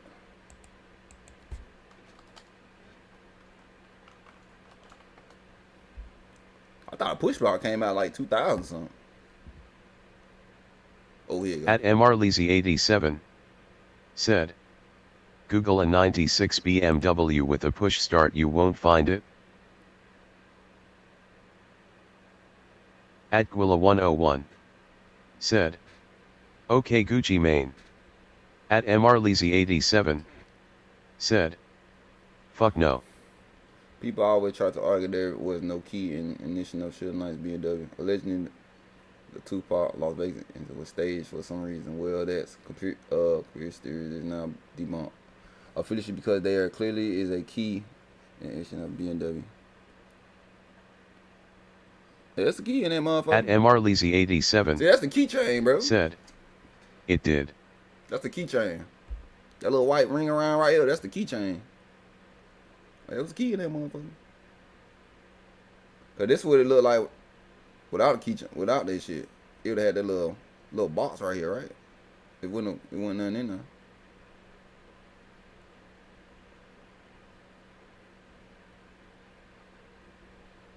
I don't know what the fuck to believe. I ain't gonna lie. I see a keychain behind that, so I don't know that shit was like edit in that motherfucker. I'm like, they ain't had no like edit. We even had it like edit shit back in the day. I don't think they had no edit. Like you can edit. Can you edit a photo back in the day, in the 90s? I don't know the government. I don't know, bro. Damn, I did all that shit. It was right here the whole time.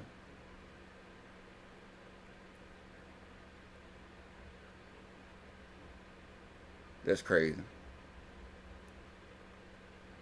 So what we think? You think it was staged? Well, let me know, chat. Y'all think it was staged or not staged? Or you think this? You know what I'm saying?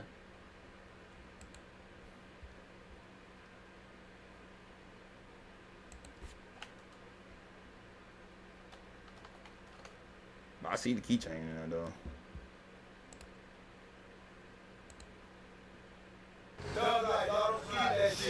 At Willa101 said, what's your favorite Pac movie? You know he had Will Smith role lined up already and had Tyrese role lined up in Baby Boy.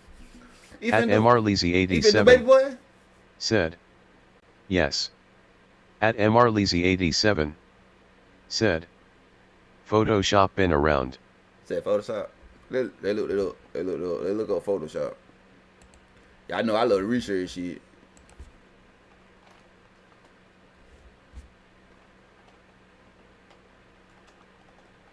We did have Photoshop. Thank you to At MRLeezy87 said, fake Biggie death was real.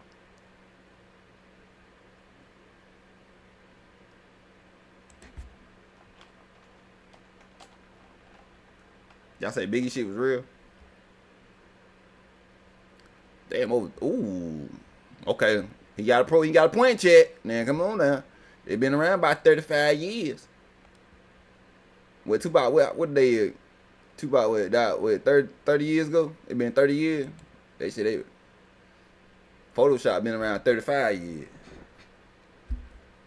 At Gwilla101 said, he also had Will Smith role lined up in Independence Day. Ooh, at MRLeezy87 oh Lord, said, they faked the autopsy. I've been seeing that too. I've been seeing that for years too. They say he had doubles too.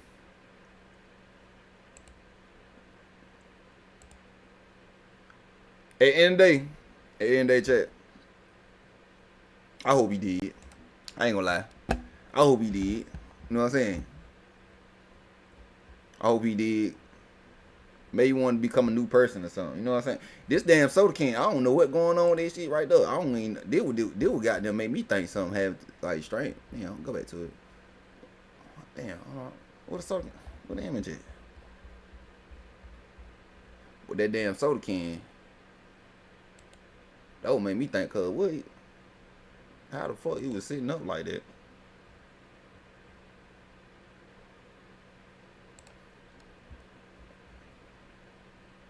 This shit crazy.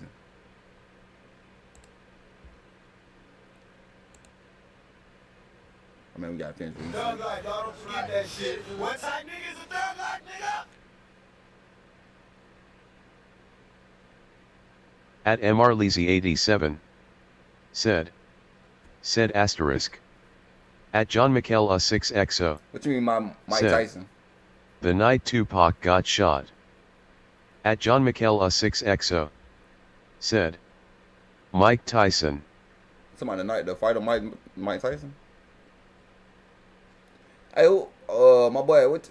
At Gwilla101 He said, gonna be a baby boy. I can see Snoop Dogg making me mad with all the shit he doing. I wish Pac was here to see all these haters. Yeah, we got. Let's go with Tupac. Snoop Dogg said though.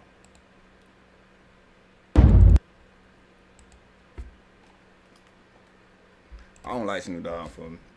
That nigga be lying. At Prince Nelson 5615 said, think about this, way back Shock G had people thinking him and Humpty was two different people. Matter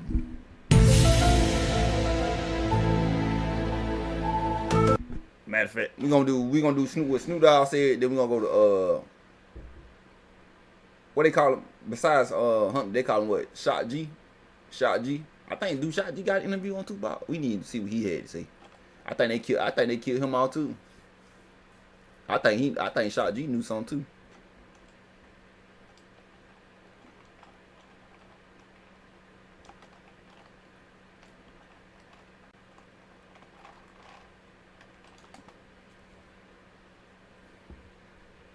It's not the one. What's the one I seen?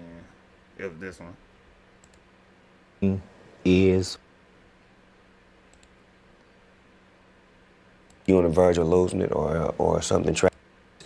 He bounced it, parked it, boom. So it was like I was on from there, and then they kind of like ruffled above the law in us because they felt like they was me, like they was the one that's supposed to put me out. And then the first single was 187. And remember, that's 187. That's his tone. That's his everything. Yeah. So in so many words, it's like, nigga, you leave and then you take my shit. You get what I'm saying? Yeah, but that wasn't nothing intentional. No, but it could feel that way. It could feel that way. But me and Hutch, like, nigga, we coached football together. Yeah. We became best of friends. I coached his son. But what about at that moment? Oh, at that moment, it was problems. Yeah.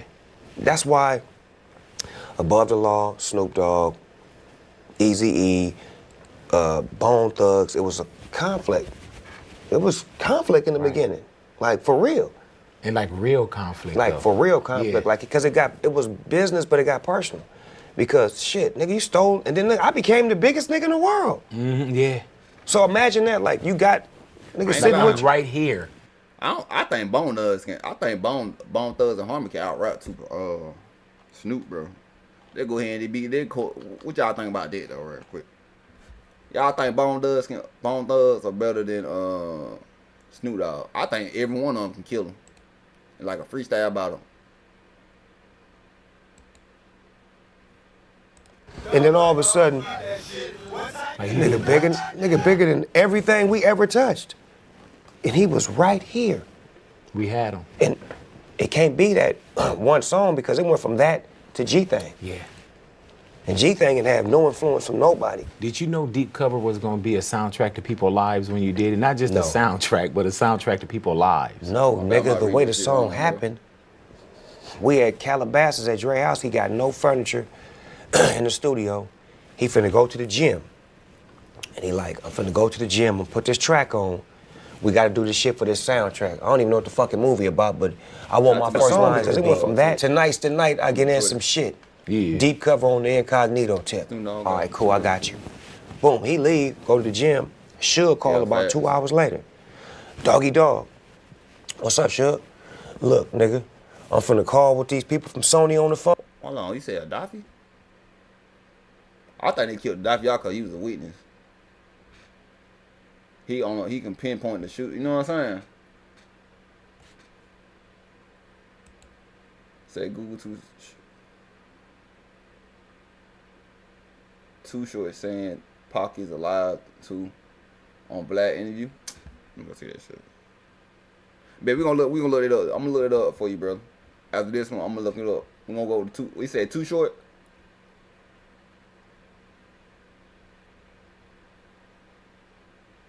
No.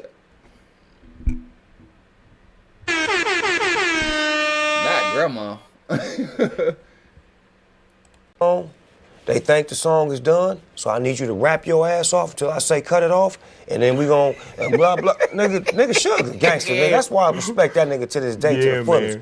So the nigga Suge click back and call back, Doggy Dog, play the shit you and Dre did. All right, boom, boom, boom, boom, boom. Tonight's the night I get in some shit. Yeah, Deep Cover on the incognito tip. Killing motherfuckers if I have to. Peeling caps too. Let you niggas know I'm coming at you. I guess it's part of the game. But I feel for the nigga that think he just gonna come and change things with the quickness. So get it right with the swiftness and let me handle my business. Yo, hey, Doggy Dog, cut that shit off. Right. Right. Did you have anything else after that? That was it. Yeah. That was it. Cut it off. Boom. All right, I'm gonna call you back. He called me back, nigga, we got the soundtrack. Nigga, finish the song up. I'm like, what's the movie about? Undercover cop that did it. All right, fuck it.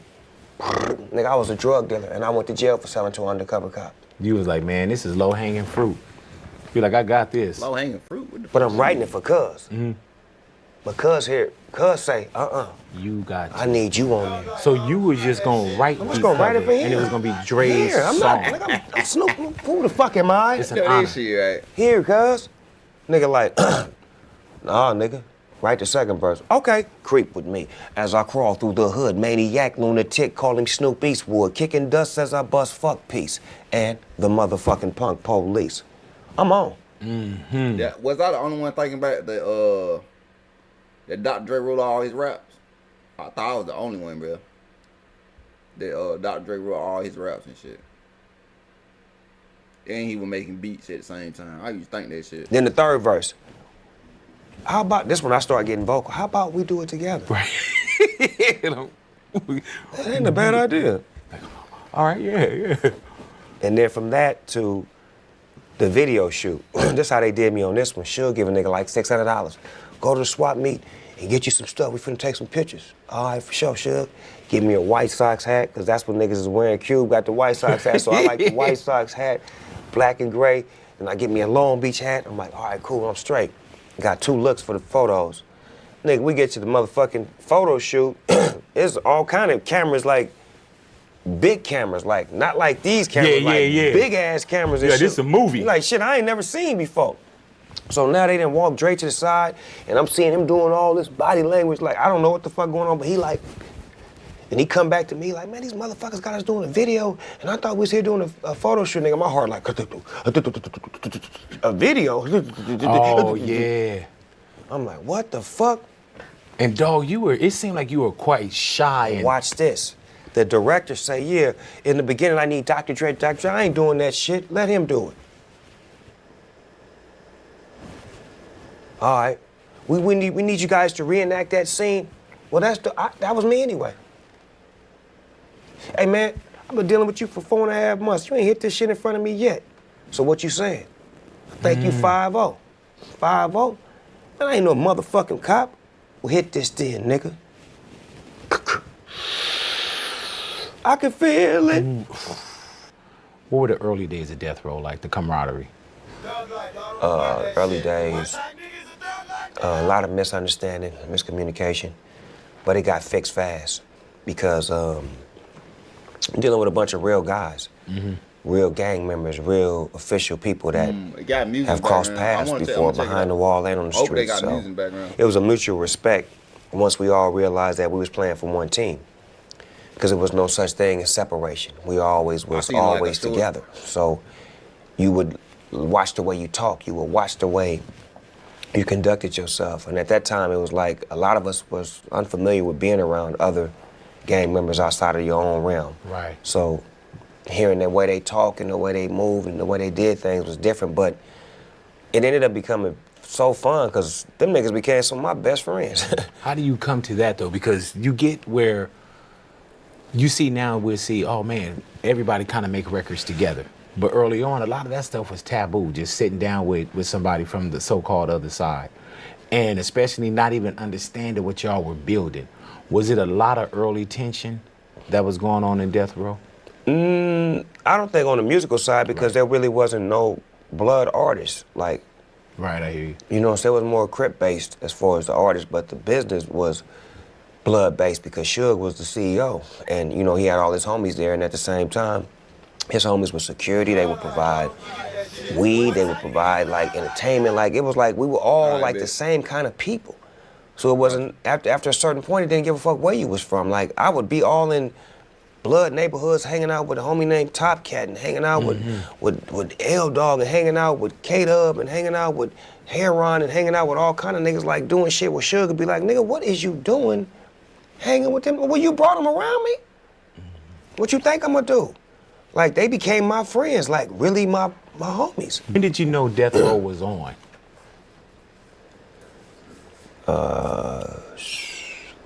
Soul Train Awards. When me and Dr. Dre came out and did G-Thing. The Lowrider, and just the way. It's like, I never done this before. Like, that was the first time I ever, like, just stood and just was like, I agree with that shit. Like, I thought I was the only one, bro. Another one. Give me a hell yeah. What?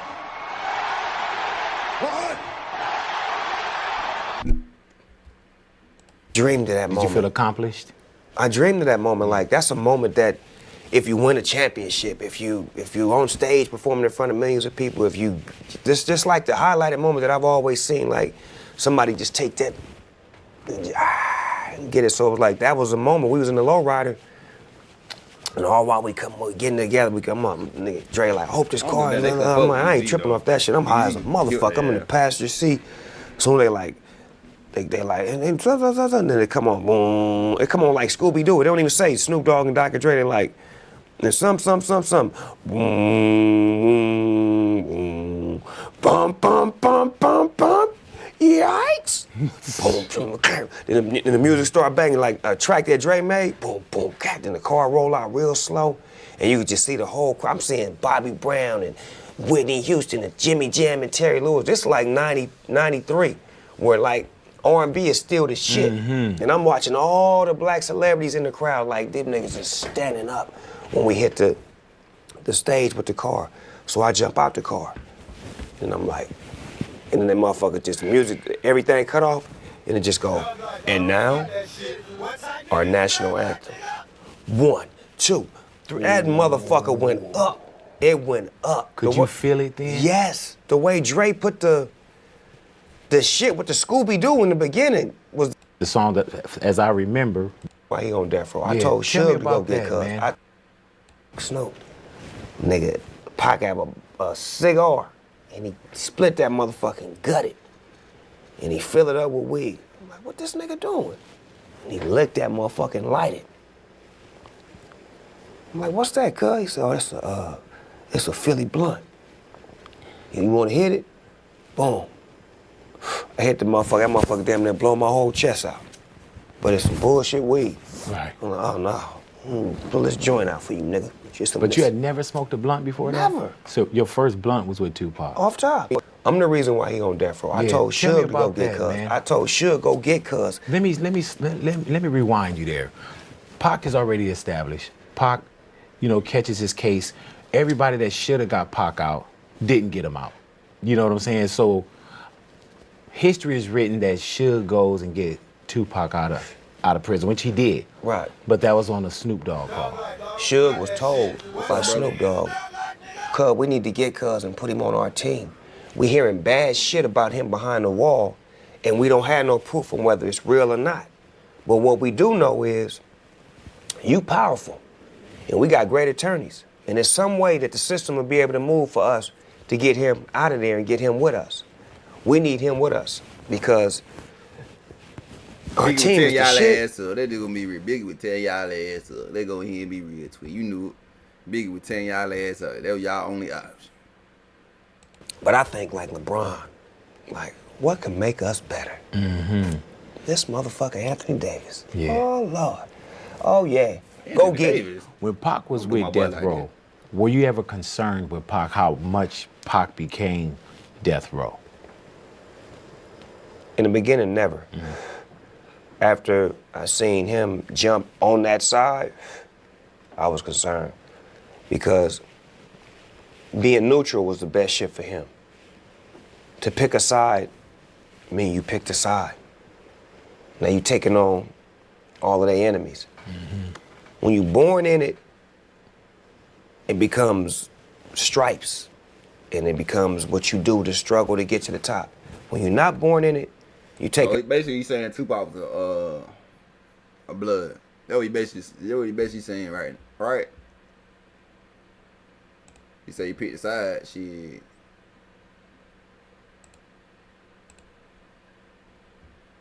On unnecessary beef, so you taking on unwanted shit. So him being neutral in the beginning was amazing. And then him choosing sides at the end was a demise, because you picked a side.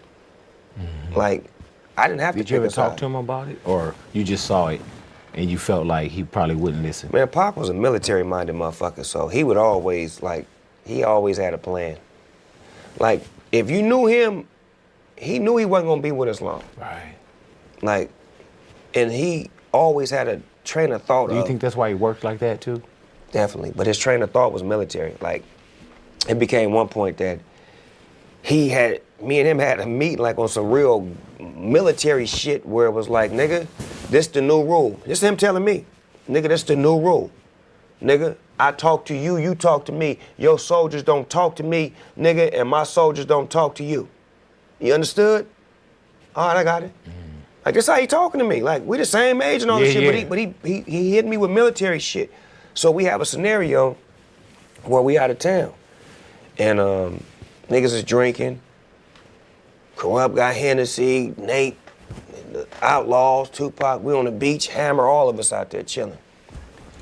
And he just put the law in effect that don't nobody whoop up whatever the fuck Pac said. All right, yeah, whatever, nigga. I ain't even told my niggas that, though, because I'm not military minded, so I forgot to tell niggas. We got a new order. Yeah, I forgot to tell y'all. I'm gonna tell you later.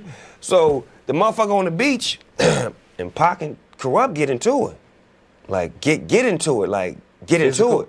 Not physical, but get into it, like, to where they talking. And then Pac say some shit like, nigga, you not, he looked at me, he was like, this Corrupt right here. Nigga, you not even supposed to be talking to me. And I'm like, and the Corrupt said something, nigga, something. And nigga looked at Corrupt and said, nigga, I'll get the Outlaws to fuck you up right now. And then Nate Dogg, standing right behind Tupac, and Nate Dogg said, and what the fuck we supposed to do when that's happening? And then Pac looked at Nate, he looked at me, he like, nigga, I thought we had a, I'm like, nigga, you trying to? Yeah, man. So now it's unorganized confusion now. So then Hammer step in.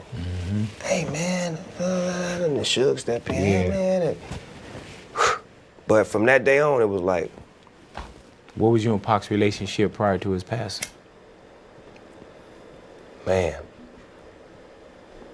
I say a week before he died, we was best of friends. 2 days before he died, I don't think he liked me. Why? You know why, nigga? Because we was in New York. Oh, yeah. And shit had happened. New York niggas that shot at me and did all kind of shit to me, like just the worst shit you could think of. And I forgave him.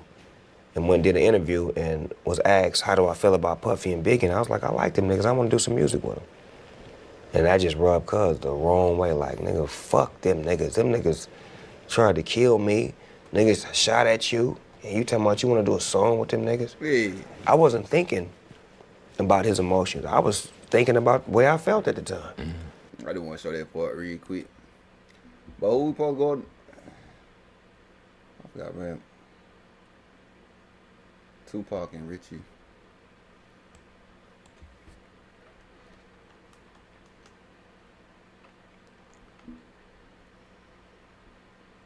Richie Rich.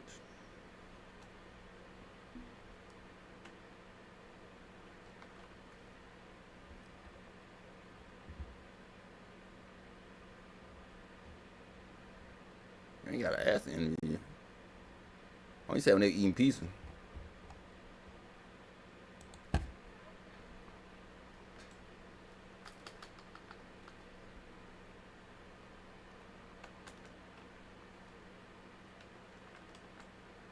Dog like, dog, don't forget that shit. What type niggas a dog like, nigga? Yeah, I feel you. I feel you on that shit, Nate. Hell yeah.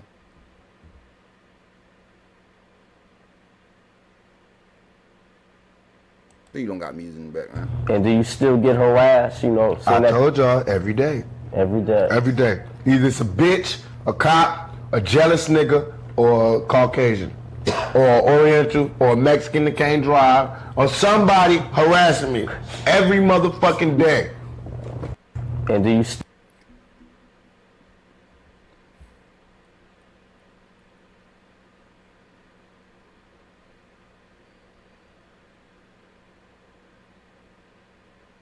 He said he was scared of hell. I don't see he was scared as fuck. He don't look like he was scared.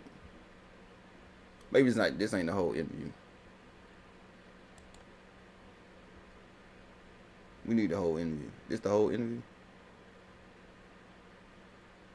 Damn, it look like the whole interview. But I hope it's not fucking got music in the background.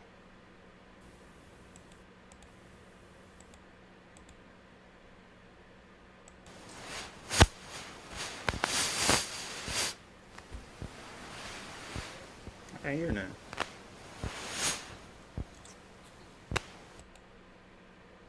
It ain't a free pizza though. It ain't like that. Wait, go back to what you doing. That's what you're supposed to be doing. What is this? God damn. You done beat the shit Picture out that of my shit. slice. Take your slice though, man, and raise up, man. I mean, you done beat the fuck out of my seasoning, bro. What the fuck do I look like, man? Bitch. Sheets of that paper. Use a cold piece of work. I ain't never heard that. I had to use that shit. You was a cold piece of work. I ain't never heard this shit before. That'll keep you niggas up off me. Some slices of that paper, man. Hey, you gonna need some paper and a whole bunch of other shit. God damn. Here you go. Hey, tape this, man. No. Tape all this. Nigga, this is interview paper, big baby. Oh, you gonna make me show my ass. Nobody. Oh yeah, we gonna get you. We got you. We don't want to get a food fight on TV, man. And we do not want to get Richie Rich getting smacked with a piece of pizza. What am I gonna do with this? What you need, big baby? My damn self. That's how I'm gonna go. We get shout out to Real one-on-one, man. We get to see you Tupac real personality and shit. I appreciate you, twin. This was an interview in 1993. We get to see how he really was. What you need, man? What you need? My number, nigga. At least get a big slice. That nigga said a big slice of paper. That nigga said, what you doing? Hey, this LL, this red man. No, here. You got hella rhymes. That's what I'm trying to say, nigga. Hey, man, I'm trying to handle business like you trying to handle yours. Here. No, I'm cool. Yeah, nigga, I just tore it off. Take it. What you doing, you cold piece of work? This nigga. Cold piece of work. That nigga stupid, man. I ain't told me off of. See, you was trying to be all Nat Turner about that shit. That's why I came down like this. You bailing out, cuz? Dude, what's up? Hell, yeah, I don't want no more of this. I'm ready to flow. Go ahead, start going, Tip. This nigga eating pizza. Y'all the motherfuckers be like, we can't eat. We ready, man. We ready. What? You know, I don't want you talking with your mouth off. Oh, man. I think that was black white. That sounded a lot more like white. Here you go. Yeah, here you go, the rebel. Well, goddamn, if we black watch, I'm a black man eating That's some chicken. We got some. Y'all ain't down with that, goddamn. Roll it. God damn. Hey. This me right here? All right. I'm gonna just keep talking because I ain't got no mic. They ain't gonna hear me. He got You coming on this mic, huh?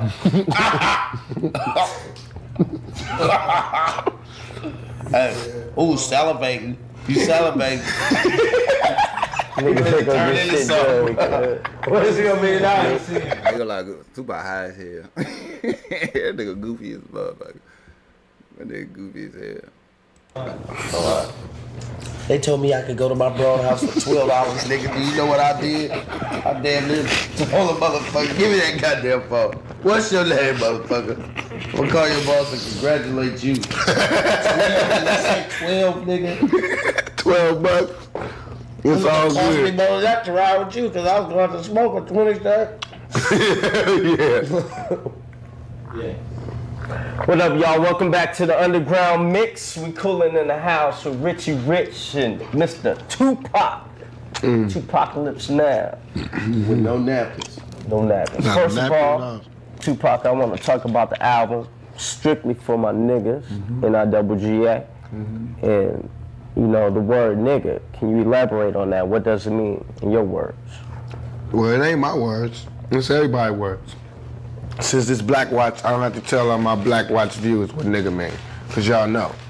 If I was on ABC, I'd answer that. But this Black Watch, y'all know what I mean by nigga. I mean it in a loving way. My peoples, my folks, my whatever you want to call it. My niggas. Everybody done heard that before. That ain't nothing new. I ain't the first nigga, and I won't be the last nigga to use nigga. So, let's get into some more deeper shit. All right. Like that pizza over there. What makes this album right here different from the Tupacalypse now? This is my last album. That should make it different. And why is that? Cause it's just my last album. It's over, man. It's over, man. It's over. Can't you tell, man? God damn. All right, on the song, point the finger, you know, you mentioned that you get harassed by the police. Every motherfucking day. Right. And you suing the OPD for what, $5 million? What's that all about? 10 million. $10 million. Get that shit. I got to have my mail. What happened? You know, tell us what happened. Wait, hold on. That's old. They beat me up. I sued. You got to have our mail. But I got to have. He said, Richie Rich said you got to have their mail, huh? I mean, we brothers. You a cold piece of work, man. You a cold. All right, there's been a lot of cop killing going on, you know, this whole 93. You know, do you feel any remorse for the cops that got killed?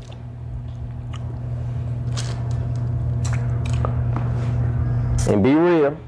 Can you fart? Wait. Can you fart? Wait, I'm feeling my remorse. Wait, chill.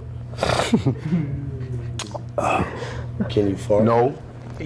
I mean, I would if I could, but I can't. Because it wasn't no remorse for Latasha.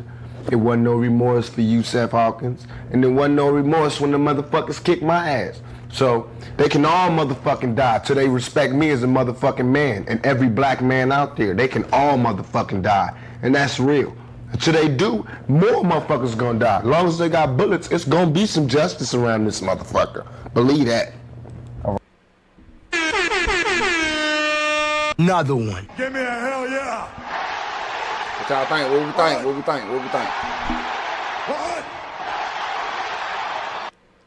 we think? What's up, brother? How you doing? Tupac being real right though. Right, let's talk about the verdict. You know, 2 of them was found guilty. 2 of them was set free. You know, how do you feel about that situation? Yeah, that been the I best. mean, that's dumb. Yeah. That's all I'm gonna say about that. That's dumb. Anybody who still believes in the justice system is smoking crack. And I got an ounce for their ass. All right. You know, you like in your song. What he say? 2 of them got locked up and 2 of them set free. That shit happened with the cops to this day. They don't lock all of them, but some of them get somebody getting free. Holla if you hear me. You know, you mentioned, you know, see you when you free me. If not, when they'll send me back. When they shove me in. When they shove you in. Being incarcerated, right? Yeah, they got to shove me in the penitentiary or jail. I'm not going willingly. And I got a Mini 14, a Mac 11, Glock. I got some shit for their ass, so come get me. All right, Tupac, check it out. You know, you in the public's eye and everything. And I ain't the public in my eye. Right. But you on the tube, and when, like, say the police pull you over, you know, what's the tube on me. The tube is on Tupac. Yeah, I'm not on the tube on me. And do you still get harassed, you know? I told y'all, every day. Every day. Every day. Either it's a bitch, a cop, a jealous nigga, or a Caucasian, or Oriental, or a Mexican that can't drive, or somebody harassing me every motherfucking day. That's why I stay strapped, stay drunk, and stay high till I die. There it is from Tupac, y'all. Check it out. We're gonna jump into this video. Holla if you hear me on the Underground Mix. Tupacalypse now. Baby.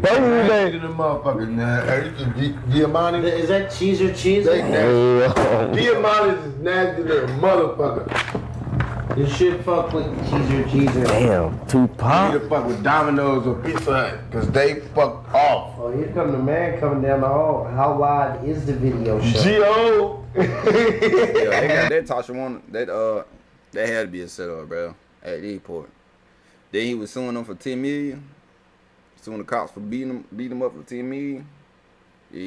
Yeah. Then shot at police. And he beat that shit. Yeah, they was on him. The video show walk down the street. Y'all ready, man? Yeah.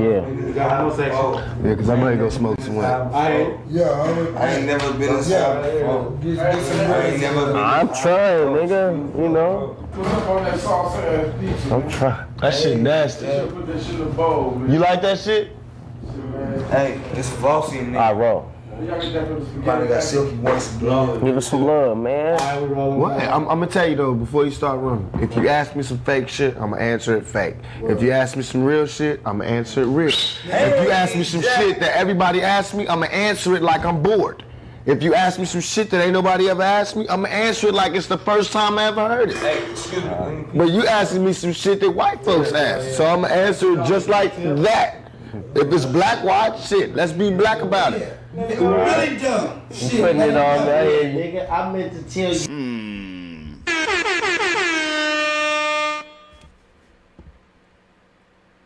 Shit. You reminded me. Here we go. That nigga Rich is just out of control. I want to say something to my mom. Fly your ass down to LA so you can see your son on TV. See that when mom get a hold of that, your ass is through. But she ain't gonna get a hold of it because we gonna But I give her a copy of this shit. It's all good. We ready, man. What up, y'all? Welcome back to the Underground Mix. We back with that real NIWGA, Tupac. And I want to talk about censorship, which kind of affected you. You know, Vice President of the United States tried to hit you with a little something. He did. He threw things at me. He said, take my shit up off the shelf. Now, if that ain't hitting me, what is? I'm talking about the Vice President of the country you live in. You understand what I'm saying? That'd be like if the Prince said, so I mean, goddamn, the vice president talked about me, a young nigga from the hood. He know me, he want my shit up off the shelf. Not motherfucking Megadeth, not Killer Cop, all these other motherfuckers out there, all these white, god damn, they came after me, Young Pac. You know why? Because my shit is different than the next man. My shit be telling niggas to off these old punk motherfuckers. My shit talk about swinging back. They know the difference between mines and the next man. So that's why they came after me. But bust this though. Thug life is my revenge on all that. That's all I'm gonna say.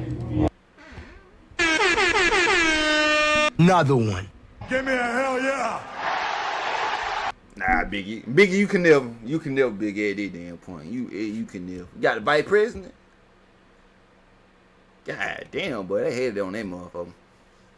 They want to take his music out the fucking shelves, bro. That's crazy, bro. Y'all say he integrated, bro. Goddamn lie. Right or wrong, Paul, I'm with you, twin. You know what I'm saying? You know, you straight up and everything. You know, Ice-T got sweated by Time Warner Brothers. Has your record company tripped with you? Tripped? Goddamn, my record company tripped, fell down, bounced, did triple somersaults, got up, fell 2 more times, got up, tripped, fell, rolled over in the gutter, and tripped 6 more times. Hell yeah, they tripped. They stifled me, censored me, whatever else they could do. They trying to quiet a nigga down in the worst way. But as long as, like I said, I repeat, as long as they got bullets and 2-inch tape, there will be justice out this motherfucker. Trust. All right, now look, check this out. Huh? Yeah, just flop. All right, here we go. Oh, shit. All right. Shit. Goddamn. All right. Let's see, where am I at? That nigga don't even know what to say.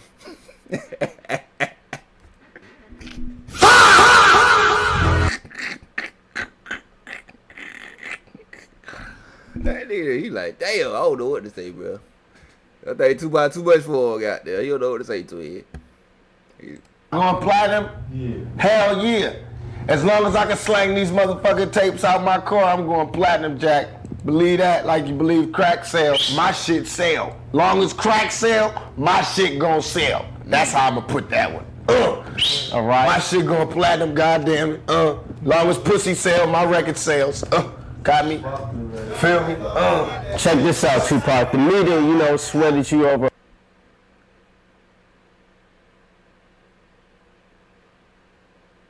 Don't see, you told you want to ask real quick, he gonna be real with you. You know what I'm saying? He like, he don't know what to do, twin.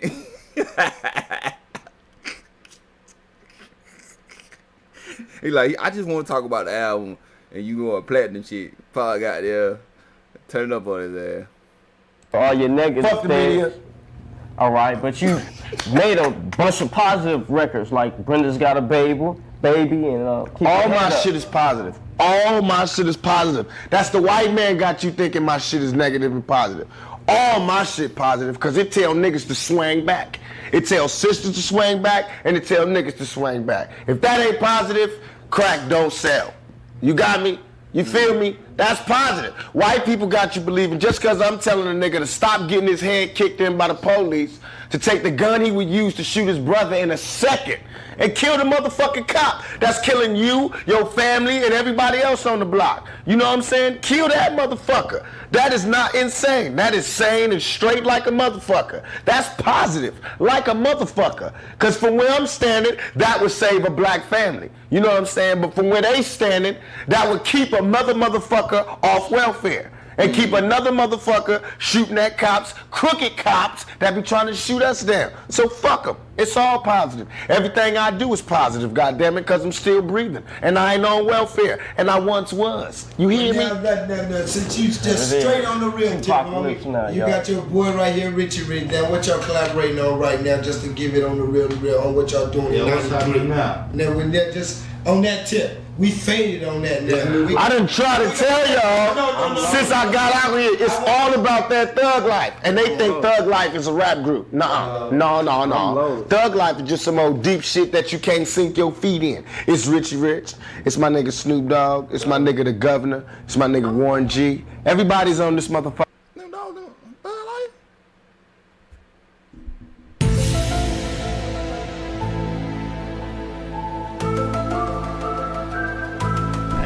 I thought, you know what I'm saying? I ain't no Snoop Dogg in Thug Life. I ain't know that, twin. How you doing? I'm bad, I ain't see your shit.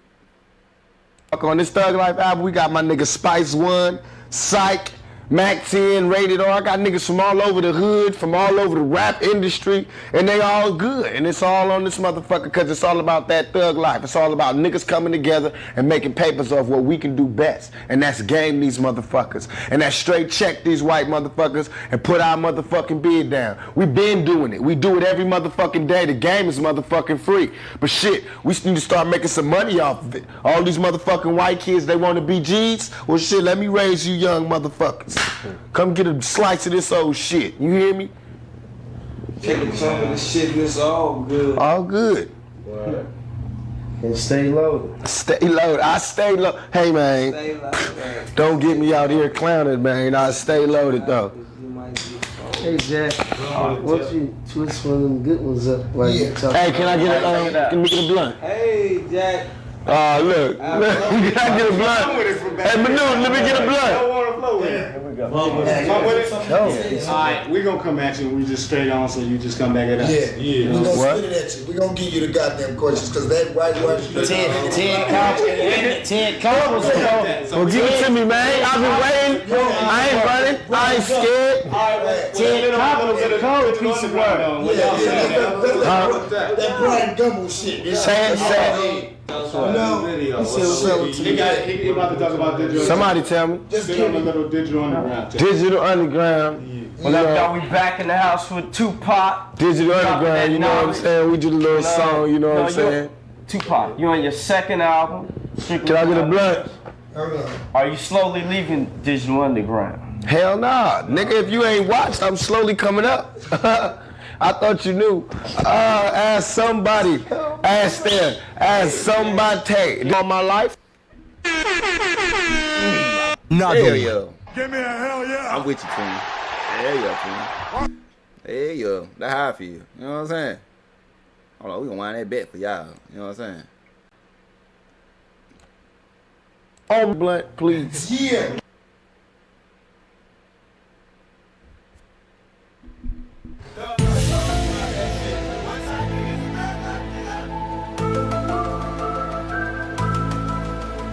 What's up, brother? How you doing? How you doing? Hey, to sit here and just watch his, like, I never seen like Tupac to sit there in like his real personality. Like, I always seen clips in there, everything of Tupac. To see him just join laughing and telling these folks, and I really think he playing the interview, these motherfuckers in the interview. To be honest, if you really look down to it, he playing their ass low key, but. Yeah. Feed that man. Check it out. Just do that one time in life. He don't know what the fuck to do right here. The dude don't love. He don't know. The dude behind me, he don't know what the fuck to do. Hold on, move myself out of the way. I'm moving myself out. The dude right on the left right here, he don't know what the fuck to do. He like, oh shit. Hey, just look at his face. Look, just look at him, bro. He don't know what the fuck to do. Hell yeah, I was homeless, and I'll be homeless again if y'all don't buy my records. I swear to God, I will. How are your records doing, man? You know. So far, we doing cool. They selling and everything. My shit popping in and out the charts. Shit is starting to be cool, but I mean that don't mean nothing. Cause goddamn, I done seen eviction notices before, and they ain't pretty. And it don't say if you a rapper don't trip. It don't say that. It don't say it. The motherfuckers be like, yo. What they say? It say, get your ass up out my chassis if you ain't got my rent. And my rent, I'm gonna tell y'all, is $1,400 a month. And that don't include the motherfuckers that got to clean it up. It don't include gas. It don't include none of that shit. It don't include my very large chronic habit. It don't include none of that. But I pays it, man. I'm hustling. That's what I'm trying to tell y'all. That's why I be tripping. Y'all be seeing me in the paper, be like, what's wrong with that nigga? That's why I be tripping on niggas when they try to flex on me. You understand? Because I'm out here hustling. Just like any nigga on the corner out there slanging, going through the risks he got to take to slang whatever he got to slang. I'm out here slanging. And all this risk that niggas trying to make me go through, I'm going to make them feel the fire like I got to feel the fire. And that's real. And anybody can't understand that, they don't understand the black thing. It's going to stay black. I'm not finna act white just because y'all want me to act white, just because all these other motherfuckers act white when they get their papers. I'm going to act very black. I'm going to buy Benz because that's what niggas do. Right. You understand me? I'm going to smoke weed because that's what niggas do. I'm going to pack a gat because that's what niggas do. You understand me?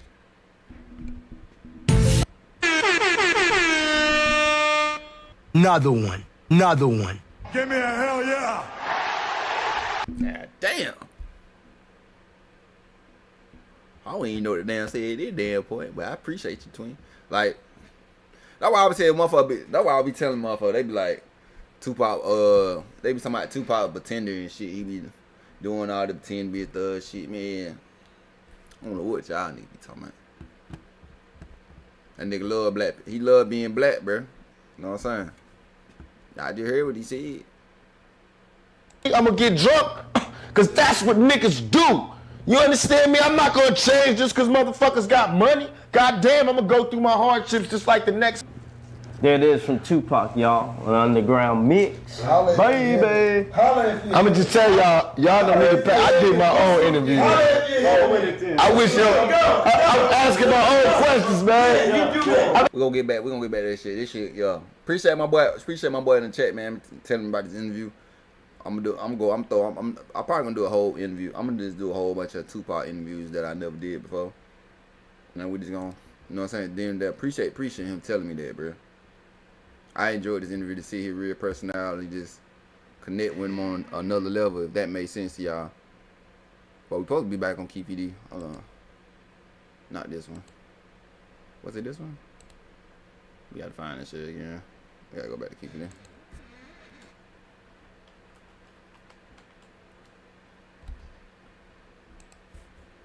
Shout out my boy Tupac, man. RDD too.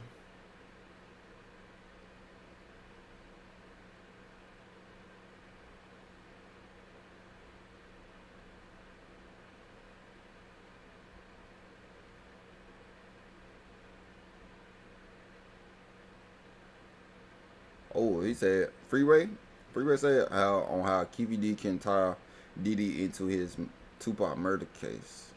It was a year ago. Hold on. Oh shit. I did not mean to skip all this shit over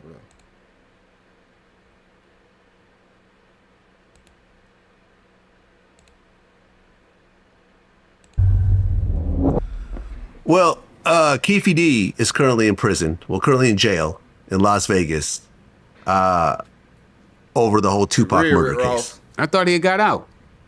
No, he didn't get out. No. He's still there.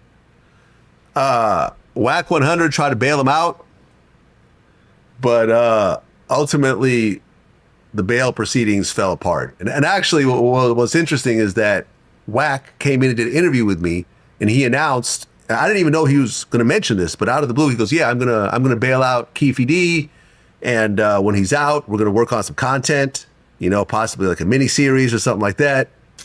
So during the bail hearing, oh my God, bro. I ain't know, like, what? Hell no, like, man. What the fuck, man? That nigga just be lying, bro. I don't fuck with it. He just be lying sometimes. Like, bro. They played a piece of my interview in court and say, oh, this guy's only bailing him out to make money and off him and so forth, which I don't even believe is illegal because you're innocent until proven guilty. So an innocent man could create content while he's on bail, right? Yeah, you would think so, you know, but it is illegal to make money off your crime. Before you're convicted? Well, it's not a crime until you're convicted. You're not, yeah. That's what I'm saying. Keefe D's an innocent man right now. In a bail hearing, you know, they can use stuff that's not really evidence in a bail hearing. So a bail hearing is not like a trial. It's just like, how do you explain it? They don't have to have facts with a bail hearing. You know, they could just throw stuff out in a bail hearing. Yeah, I think a couple people tried to bail him out, but ultimately no one's been able to bail him out, and he's still in jail right now. And in fact, let me guess that him and Watt must be friends or something. Like Keefe and Suge Knight. he got beat up by the cops at one point. I guess he's going to be suing the police department because Keefe D is like 60-something years old. I believe he has cancer.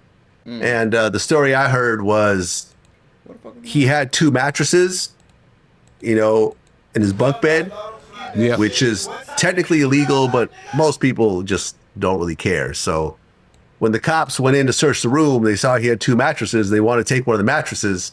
He started to argue and so forth. They ended up basically beating him up in the jail cell over him, not wanting them to take the mattress. So mattress is crazy. That's basically the situation. But, essentially, he wrote a book about his involvement in the murder and then did a Vlad TV interview talking about the whole situation, then went on to do like 5 other interviews talking about the whole situation. Yeah, I saw the interview he did with you. What'd you think? I thought he was crazy. When I hear guys talking about murders that they committed that they haven't been to jail for, or they haven't been granted immunity to go anywhere and talk about it is crazy. I agree with him on that statement. If I'm gonna do something, I'm taking that motherfucker, and I'm taking that motherfucker to the grave. I ain't lying. These niggas, I don't give a fuck how much money they give me. I'm taking that bitch to the grave. You feel me? And me personally, I like my freedom. You know what I'm saying? Y'all crazy. I don't understand them motherfuckers. Fuck that. Then you see, how old Keefe D? About 50, 56, 60, 50, about 50, 60 years old. You about to get life. You know what I'm saying? Then you got grandkids and shit, bro. Niggas don't be thinking, bro. Well, yeah, he had a proffer agreement where he talked about it. But from what I understand, proffer agreements are only valid on the day of that agreement. If you turn around and continue to talk about it afterwards, you can get charged for it. Yeah, he dumb as hell. And they could use the information from a proffer agreement to get other people to testify against you without using your actual statement, but the other people can end up convicting you over that crime. So it's a dirty game. I ain't gonna lie, man. We know you 12. We know you 12. Yeah. I mean, you got to be careful when you're doing that stuff. He should have had a good lawyer. Even with a lawyer, he probably still would have been in trouble. Well, yeah. I mean, he has a lawyer. The lawyer tried to say that he wasn't even in Las Vegas at the time, but they actually found a hotel booking under his wife's name on that same date. The lawyer is trying to say that all of this was made up because Keefe needed money and people like me were paying for these interviews, which is true. I did pay him for the interview, for 2 interviews, actually. How much you pay him? And if they ask me, I'll tell them, yeah, I paid him for the interview. But my thing is, this is the first time I actually interviewed someone about an unsolved murder, but he had written a book about it, which was on Amazon at the time. So my mentality was like, okay, if you wrote a book and you're willing to talk about what's in the book, I'll do the interview. Yeah. Well, you're a news reporter. Yeah. You gonna get the story out. That's your job. Stop the cap. That nigga say he a news reporter. No, you fucking lying. Is to get the story out. So, I know people blame you for getting those type of stories out, but guys have to know what they're doing. Yeah, I mean, well, you don't even know what to say. Fame is a hell of a drug, man. I think it's worse than crack. Yeah, I couldn't talk about what I'm talking to you about unless I went to trial for it. I went to trial. All this stuff came out in the courtroom, and the jury made their decision. Well, yeah, listen, I've interviewed probably at this point hundreds of people that talk about their crimes, but except for Keefe D, every single person did time over those crimes, or it's past the statute of limitations because it's not murder. I remember you were the first person I ever admitted on camera that I bought that kilo of cocaine back in the 90s. That was the first time I ever said that on.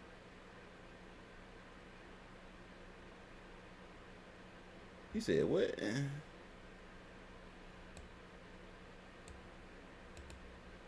Back in the 90s.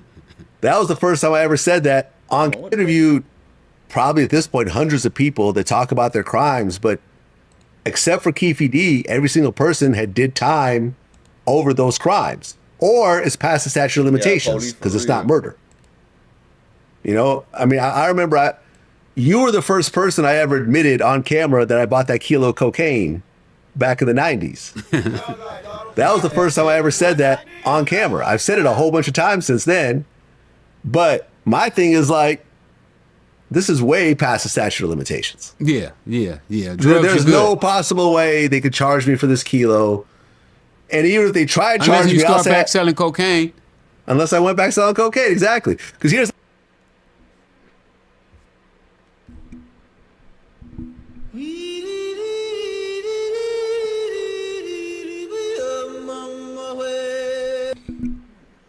You said, so you a junkie.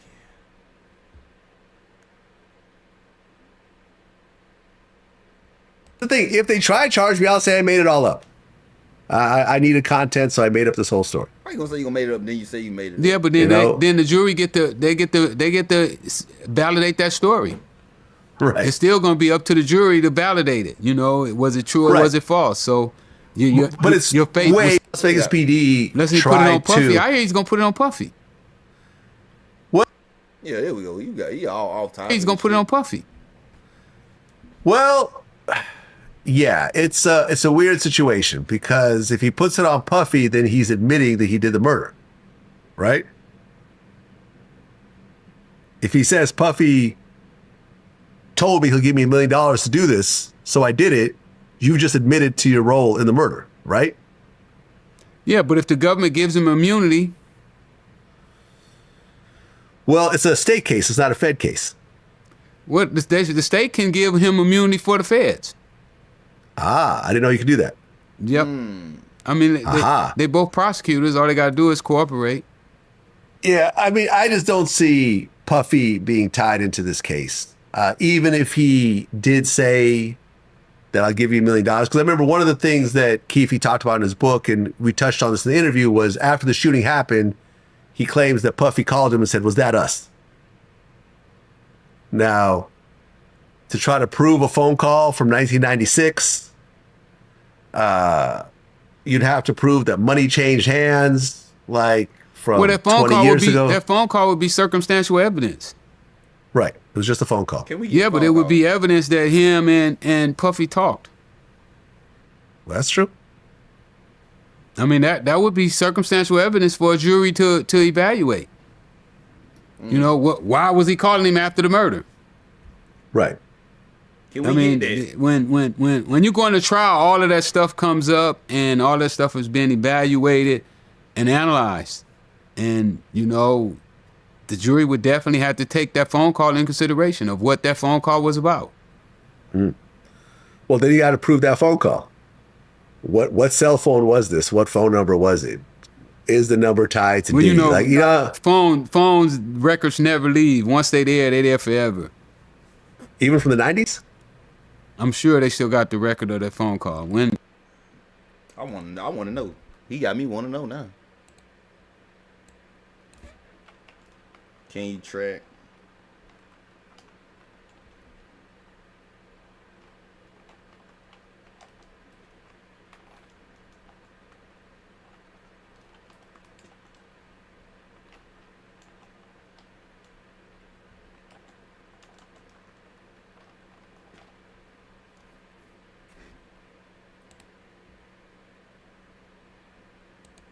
Let me say 1996, y'all.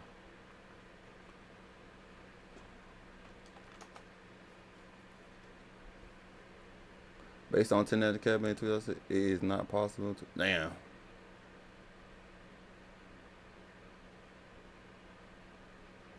Okay, but it is possible to analyze historical, achieve data across the with numbers exist and carry or recur.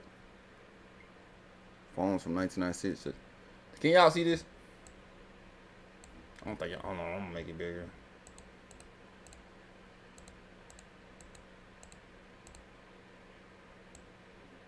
Damn, that's big. I can make it. Nah, I ain't gonna go no bigger.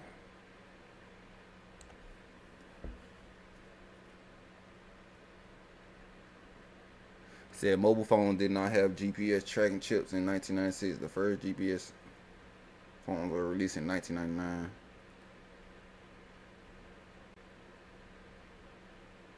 Can't possibly, because history called details. If they have the old phone number, but it depends on whether the carrier still has those records, which is usually about 7 to 10 years. God damn. Oh, here's a little bit. God damn.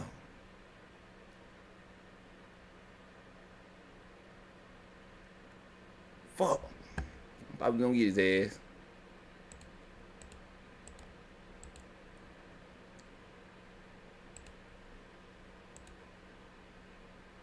When, you know, it's crazy, right? Because we used to have the phones, and then we would have the phones that we did business on. We would have those phones where they give you the fake number, you know, where you didn't have to pay the bill.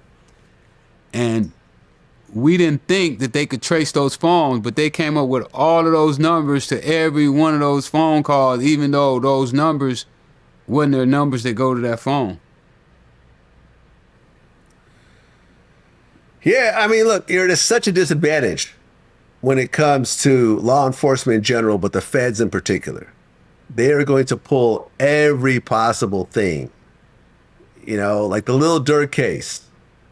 They have the car parked in front of the sporting goods store at the exact same time that he bought 4 ski masks in Los Angeles. Yeah, it's too much evidence against Lil Durk and them. Their case is his lawyers should be trying to make a deal right now. Yeah. Well, you know, it's ironic also, because remember I said in the very beginning that the overall situation was Lil Durk was beefing with NBA YoungBoy. Durk's lawyer, Drew Findling, used to be NBA YoungBoy's lawyer at one point. So the same lawyer has been representing both sides. Well, that might be a conflict of interest, though. He may not be able to represent him. Well, he represented YoungBoy on a whole different situation. It was like a gun case or something. Yeah, but it still may be some conflict there. Well, possibly. Yeah, it's usually when they do that, they don't allow him to represent. So it could be some conflict there. But his case, his case is too much evidence against him. Well, yeah. Hold on, I want to see this WAC 100 real quick. He said he put up 112K to 70.K.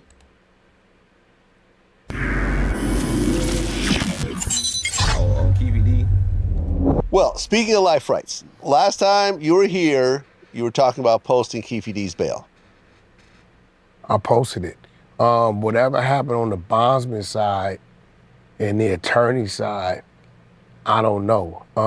So you put up the money? I put the bail. I told him, I said, I'm gonna put the bail up and I'll provide you the bank statements.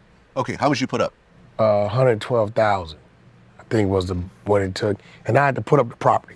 Okay, what was the total bond? 750. 750. So 112 is a 112 was the what the bondsman told me what it was going to eventually be in total, and I had to put up property, so I put up some real estate.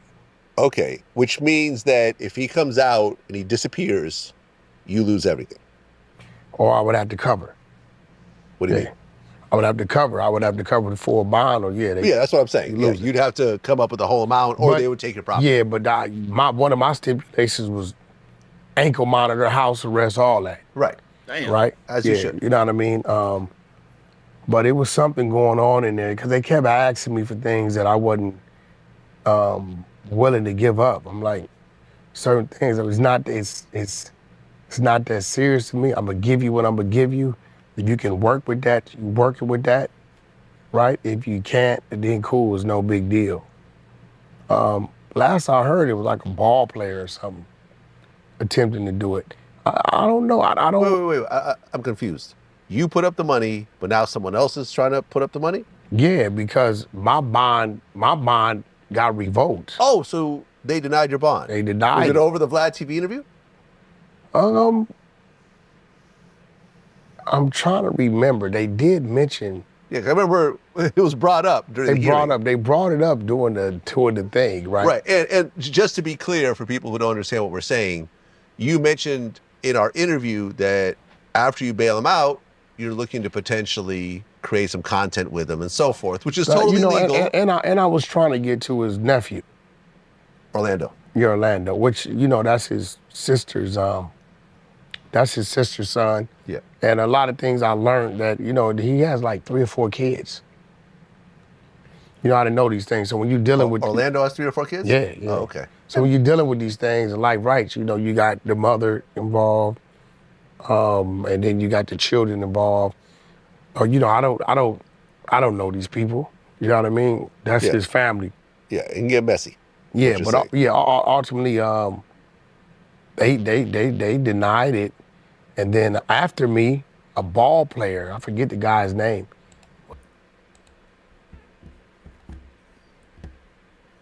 W court system, mind that shit. I want to look at this crowd. It's got music on it. I bet it. I got something. Yep, we got music.